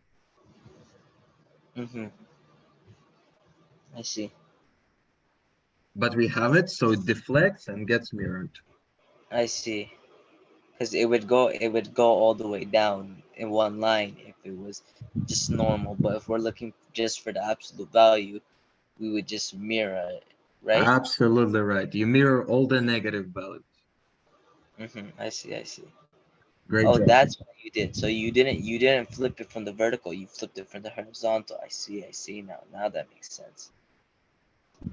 Now it makes sense when I look at it.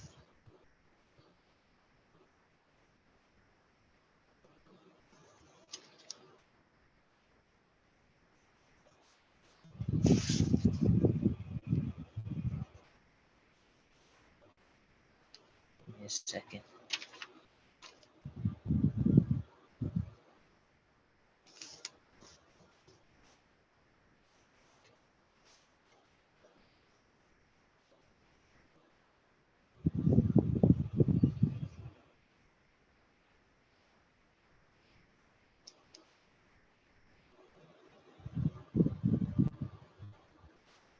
Okay. I drew the graph down. Perfect. Right next to that graph, that this is a graph for absolute value. Like write the square brackets.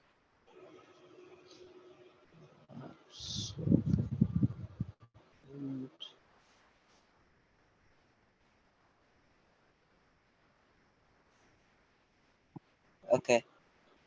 I did.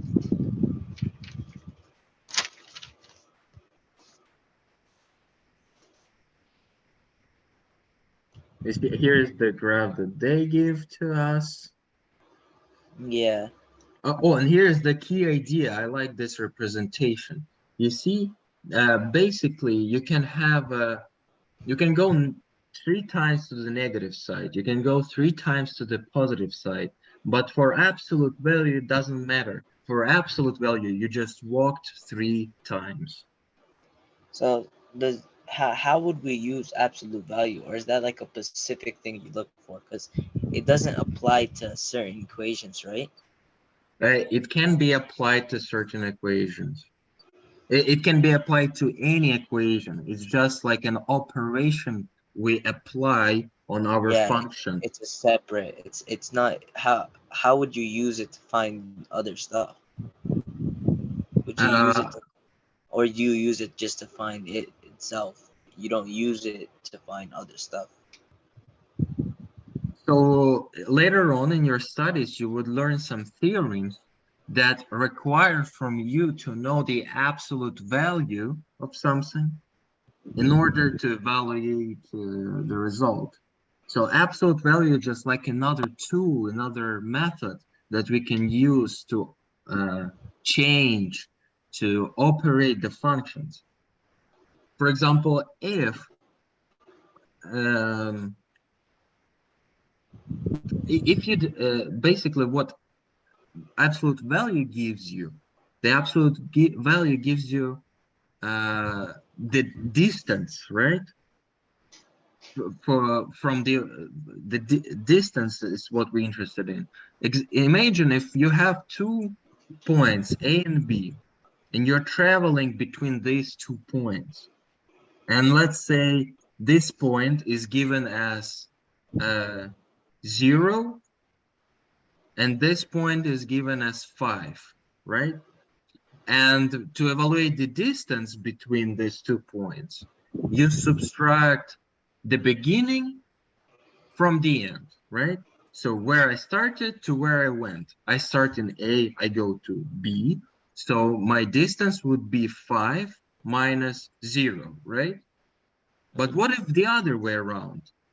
If I start in B and I go to A, then it would be 0 minus 5. It turns out this is equal to -5, but the absolute value, the distance I travel, would still be 5. This is example when I want to use the absolute value function. See,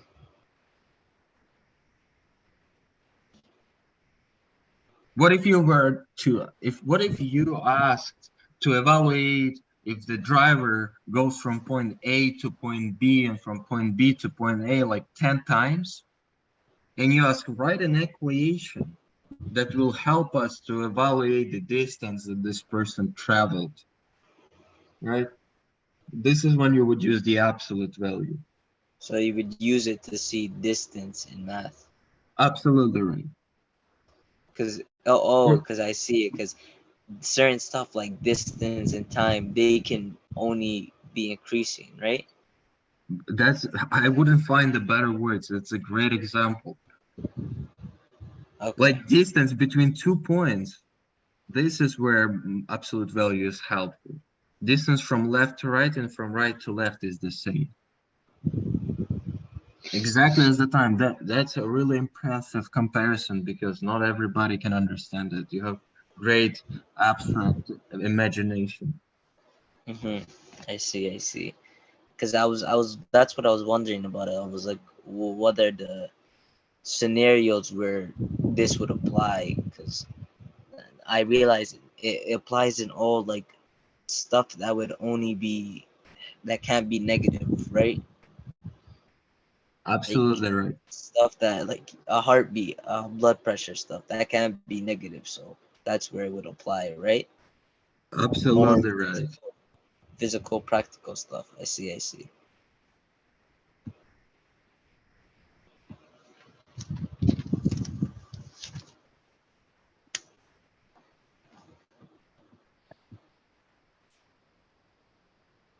So do you think we can move on? Yeah. Let's solve few practicing problems in order um, just strengthen our understanding.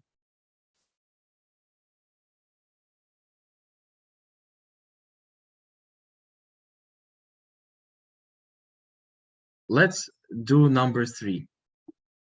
Question A. Express using absolute value notation. First thing, x less than -3 or x is greater than 3. So if I were to use the absolute value notation here, I would say modulo x, absolute value also named modulo of a number. Okay? So if I know that x should be less than -3 or greater than 3, then my modulo x would be greater than what? Or less than what? If modulo only positive numbers, or absolute value is only positive numbers, how can I implement it here? Yes, sir. Do you have any ideas? Write this inequality in terms of modulo. So you want me to write it like an extra No, absolute value? how we can implement absolute value in this example? So it's x is less than -3 or x is less than 3. So in both of the, what values are less than 3? X. No. So x, it says here that x can be either negative less than 3, or it can be positive greater than 3, right? So what values are less than -3? What values are less than -3? Well, if Well, we're yeah, saying less, anything that goes from -4, -5, like keep going. absolutely right. So -4,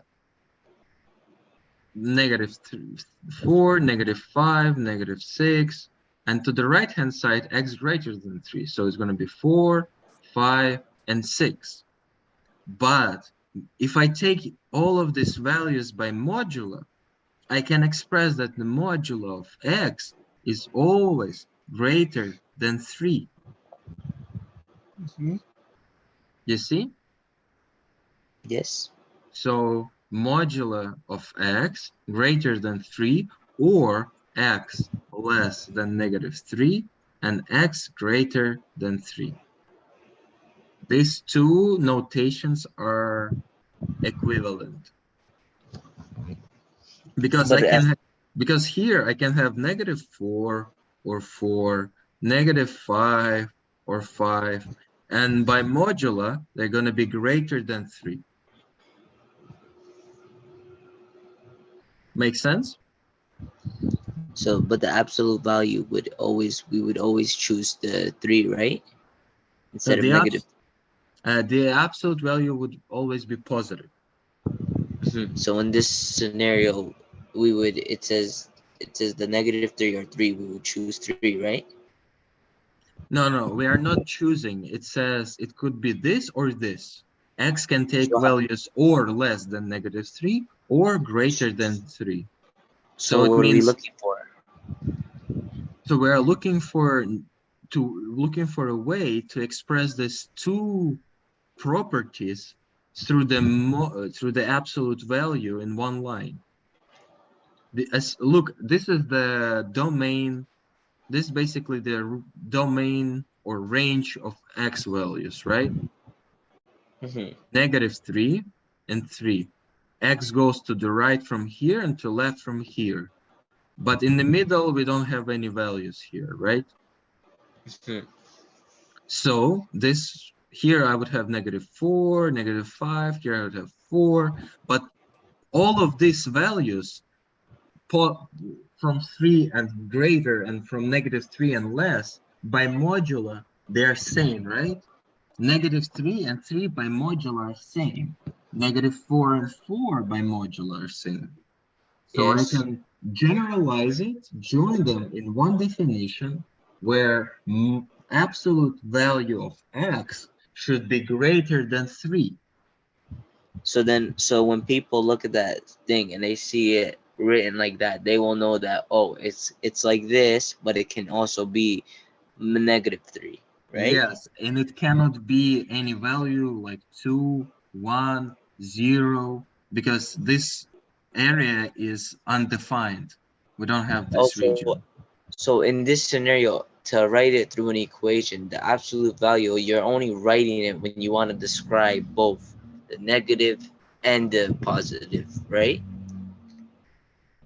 Um, for example, if you have only positive values in your domain, then the modular won't be that necessarily because all of your values are positive, right? Then So what what is the would it? set? Huh? So what would it be? So let's say if the property, if the statement would be as x greater than 3, and that's it, we have only this.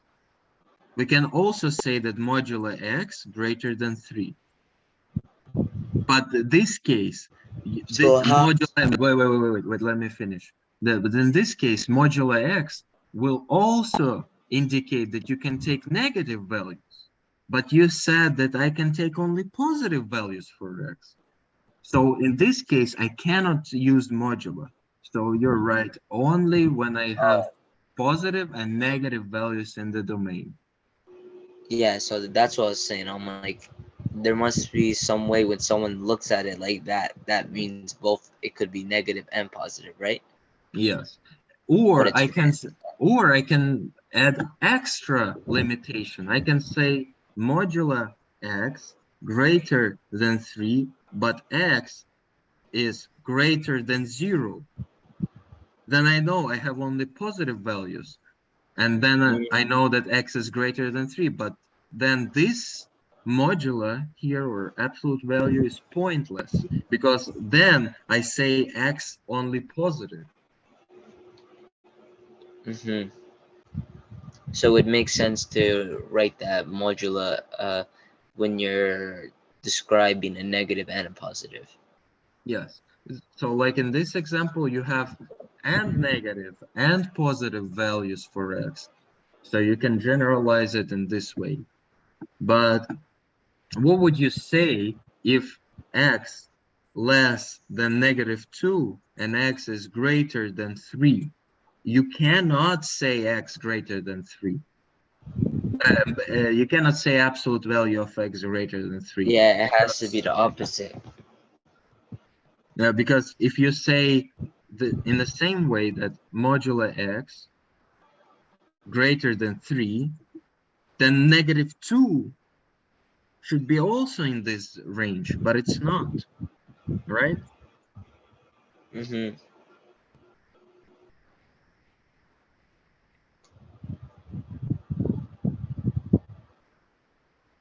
So let's take a look. Did you copy this down? Yeah, I just need to write that one part. I suggest that you copy this sketch, that where you show the domain, that will make Yeah, it show the easier for line. you. It gives a better description. Yeah.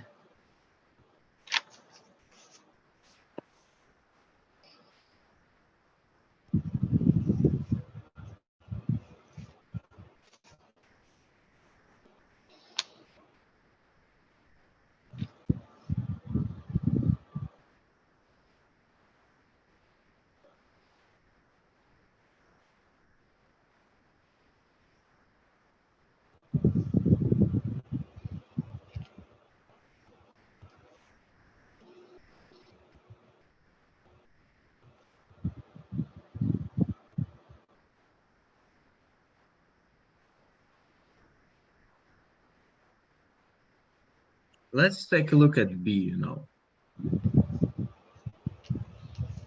Hmm. In example B, they say x lays within the range from -8 to 8, right? So if I plot it, it would be -8 and 8. X is in this range, right? Mm-hmm. So it's from now on, I will make a dashed line on the area that we choose, okay?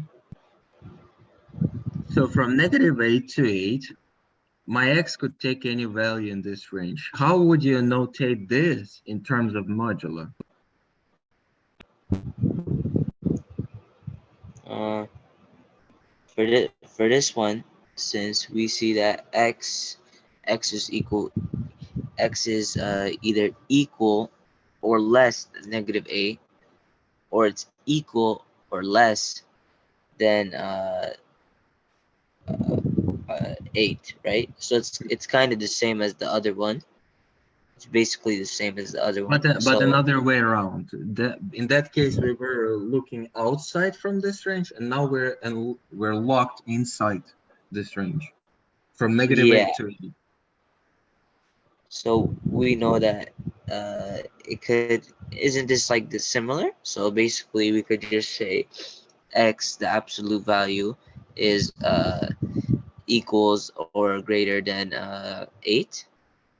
So what this would mean then that I can take 9, 10, I mean, 11, 12. equal x is equal or less than 8. That's what I meant. Absolutely right. Absolutely Yeah, right. it's just well, when you basically look at it, you could just put the same sign and then put the absolute value. But Not for us, I would suggest not just put the same sign. Think first. Take a look at it, because here this sign and this sign are not the same. These are two different signs. This sign states less. Wait, this sign says that x is greater, and this sign says that x is less, right? mhm.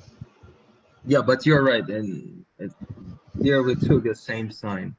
But in first example, we didn't take the same sign. Here we have the sign less, and here we have the sign greater.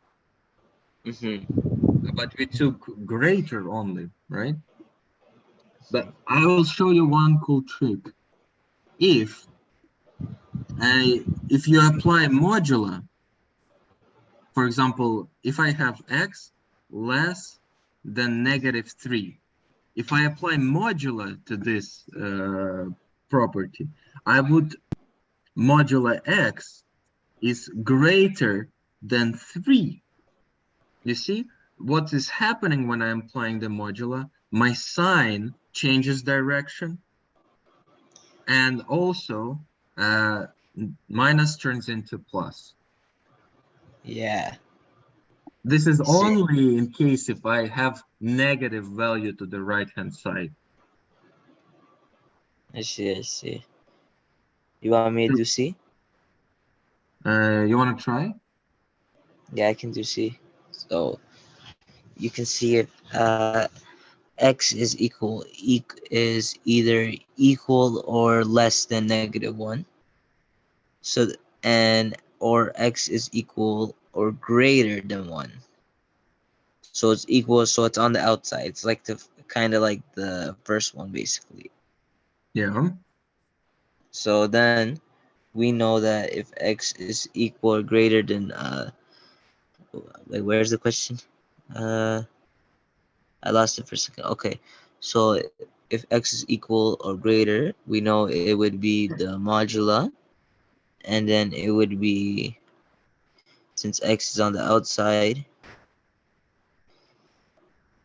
it would be uh, equal or uh, less than 1. Equal or less than 1? I mean, well, well, x would be greater. Yeah, that's what I meant. No, The sign would be tell. facing left. So absolute value of x and greater or equal than 1. Yeah, like that. Yes. So if angle opens up to the left, it's greater. If it opens up to the right, it's less, right? Yeah. Okay, this is a pretty easy example. What about D? Can you tell me what about D? So if we know if x does not equal, cannot equal plus or minus 5. Hmm. So if it's not included, x does not equal to. So what point should I make here? Open point like this, dot? Mm, It means this number is not included. So I just make, look, oh, to then show yeah, that a yeah, yeah. number is not included in the solution set, use an open dot at this value. A solid dot It's shows that this value is included in the solution set. okay, yeah, yeah, yeah. Open dots. So then So we wait, know let's make a step back. In this case, would I have open dots or closed dots for one, in this, well, they're included, right? So yeah, you would have closed. like this?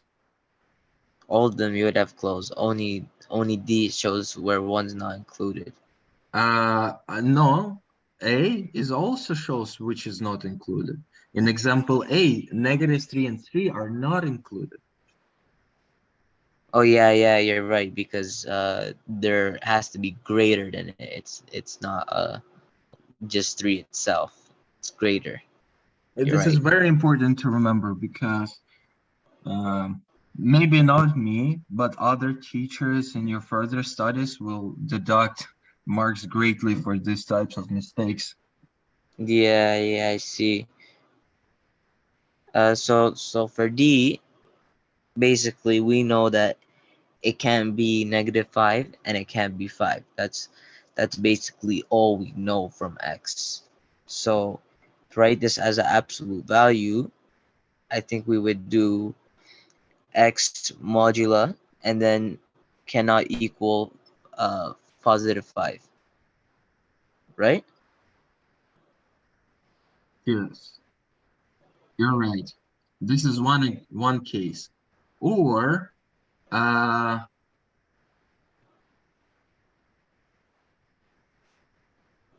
let me think. Yeah, this is the right answer. Hmm. You cannot state this solution in terms of range like this because you cannot just jump. So it would modulo x should be greater than 0, but it could be also equal to 0. Then no, your answer is right. Modulo x does not equal 5. Is it clear? Can I clear this desk? Yeah, I wrote it down. Let's take a look at one more example and let's call it a day. I think we did pretty much today.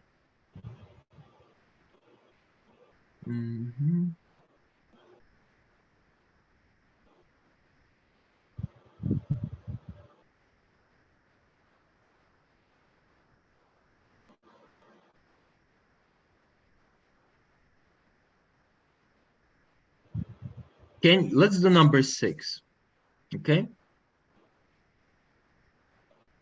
Let's graph these two functions, f of x and g of x. Your favorite, right?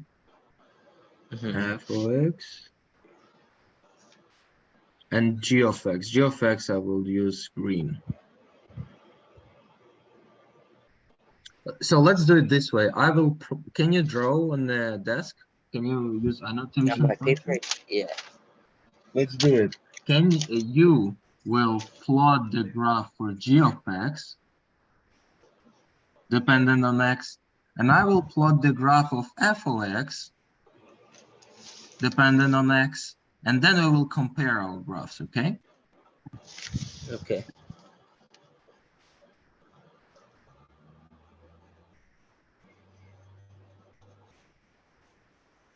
So my function is x minus 8 by modulo. The way I would do it, I would make it table values. And before doing anything, I would notice that this is a linear function, right? Mhm. So I will take only 2 points, 1 and 9.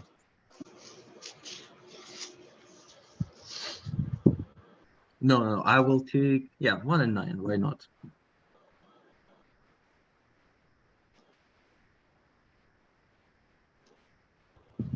I would like to solve it before applying the modulo, before applying the absolute value. Let's see what this graph looks like before absolute value.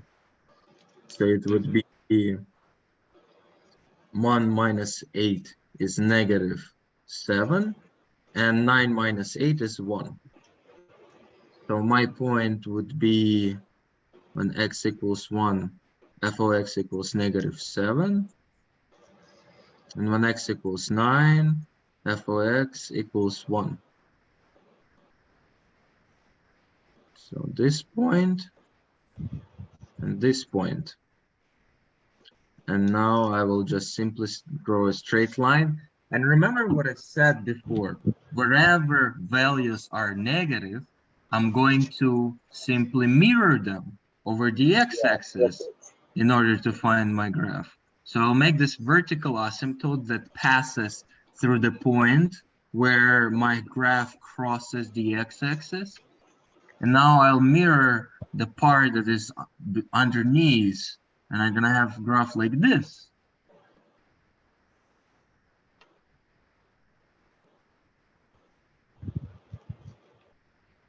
What about you?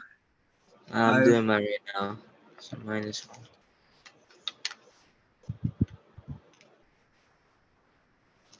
So +7 would be here, +7. Let me take a look at yours. I'm still doing mine. Give me a second. Take your time, take your time. I'm not rushing you. And f of x.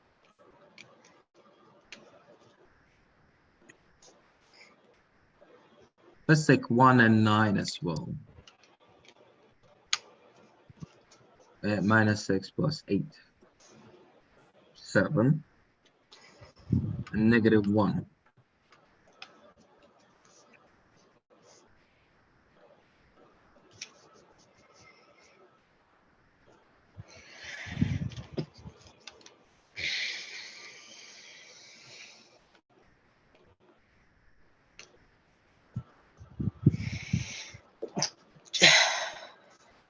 Oh, I see a pattern in mine. Pardon? Give me a second. I see mine's it's constantly increasing. I see. Let me label this. I would say not exactly. For the thing. Give me a second.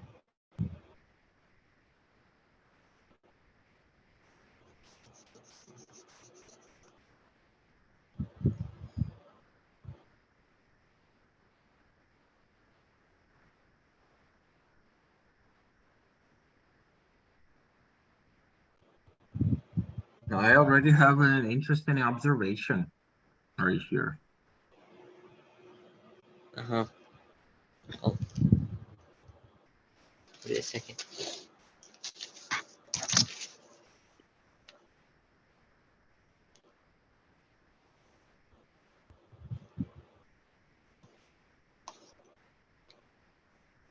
Oh, mine's is constantly increasing for the thing. Wow. Yours is constantly decreasing.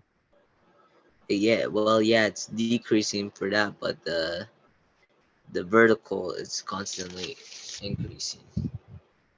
Like it stays positive on the vertical. Sorry. Wait a second. So 5 to 6.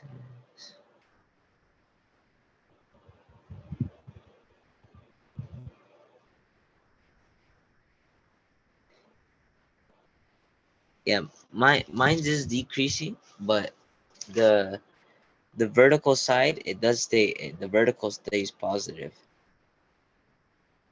Yeah, see, yeah, It says positive because we applied absolute value, right? yeah, and it's also positive for me because I started off from only 3. If I started off from somewhere like 10, then it would have went down. Yeah, yours is, you're right. So take a The look at these two graphs that I plotted here.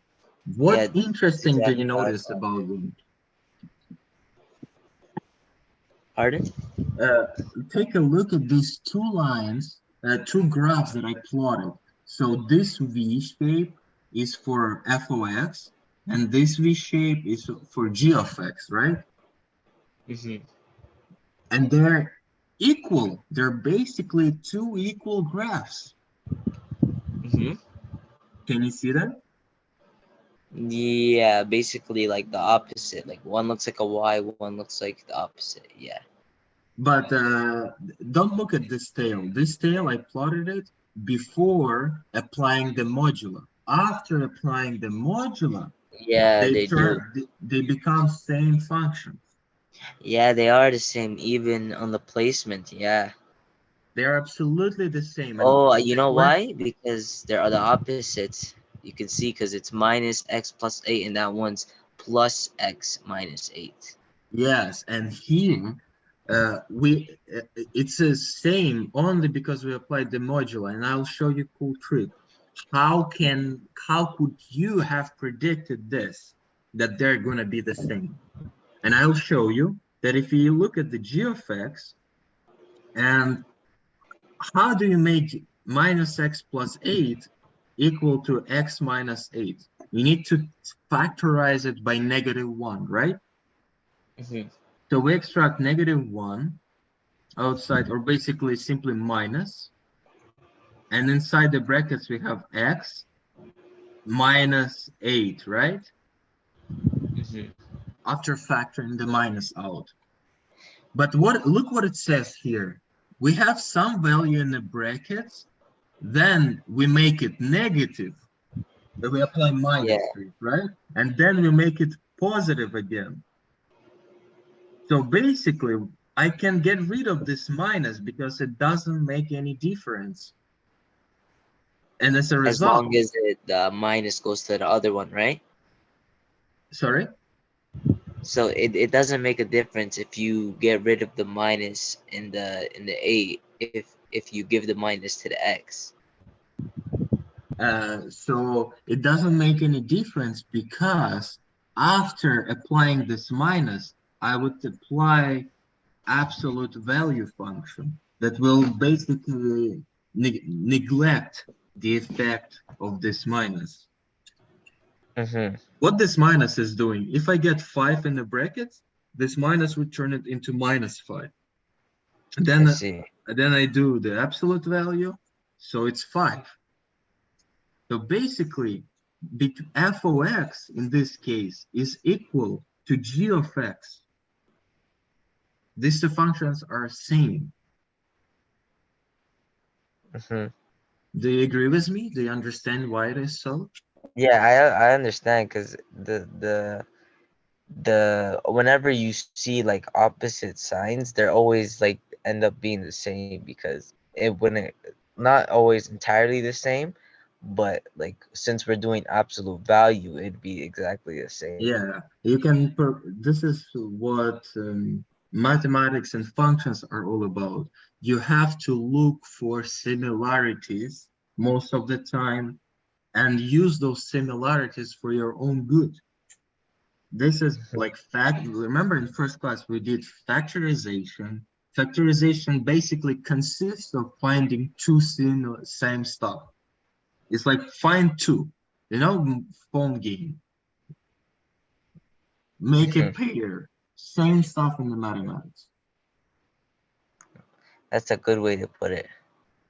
And in this particular case, because we know this mathematical operation of factoring by -1, and we know how absolute value affects the number, we can see that this minus, if we factor it out from the brackets, will not make a difference at all for absolute value function. So that's it for today. You did a great job. I'm proud of how much we did today.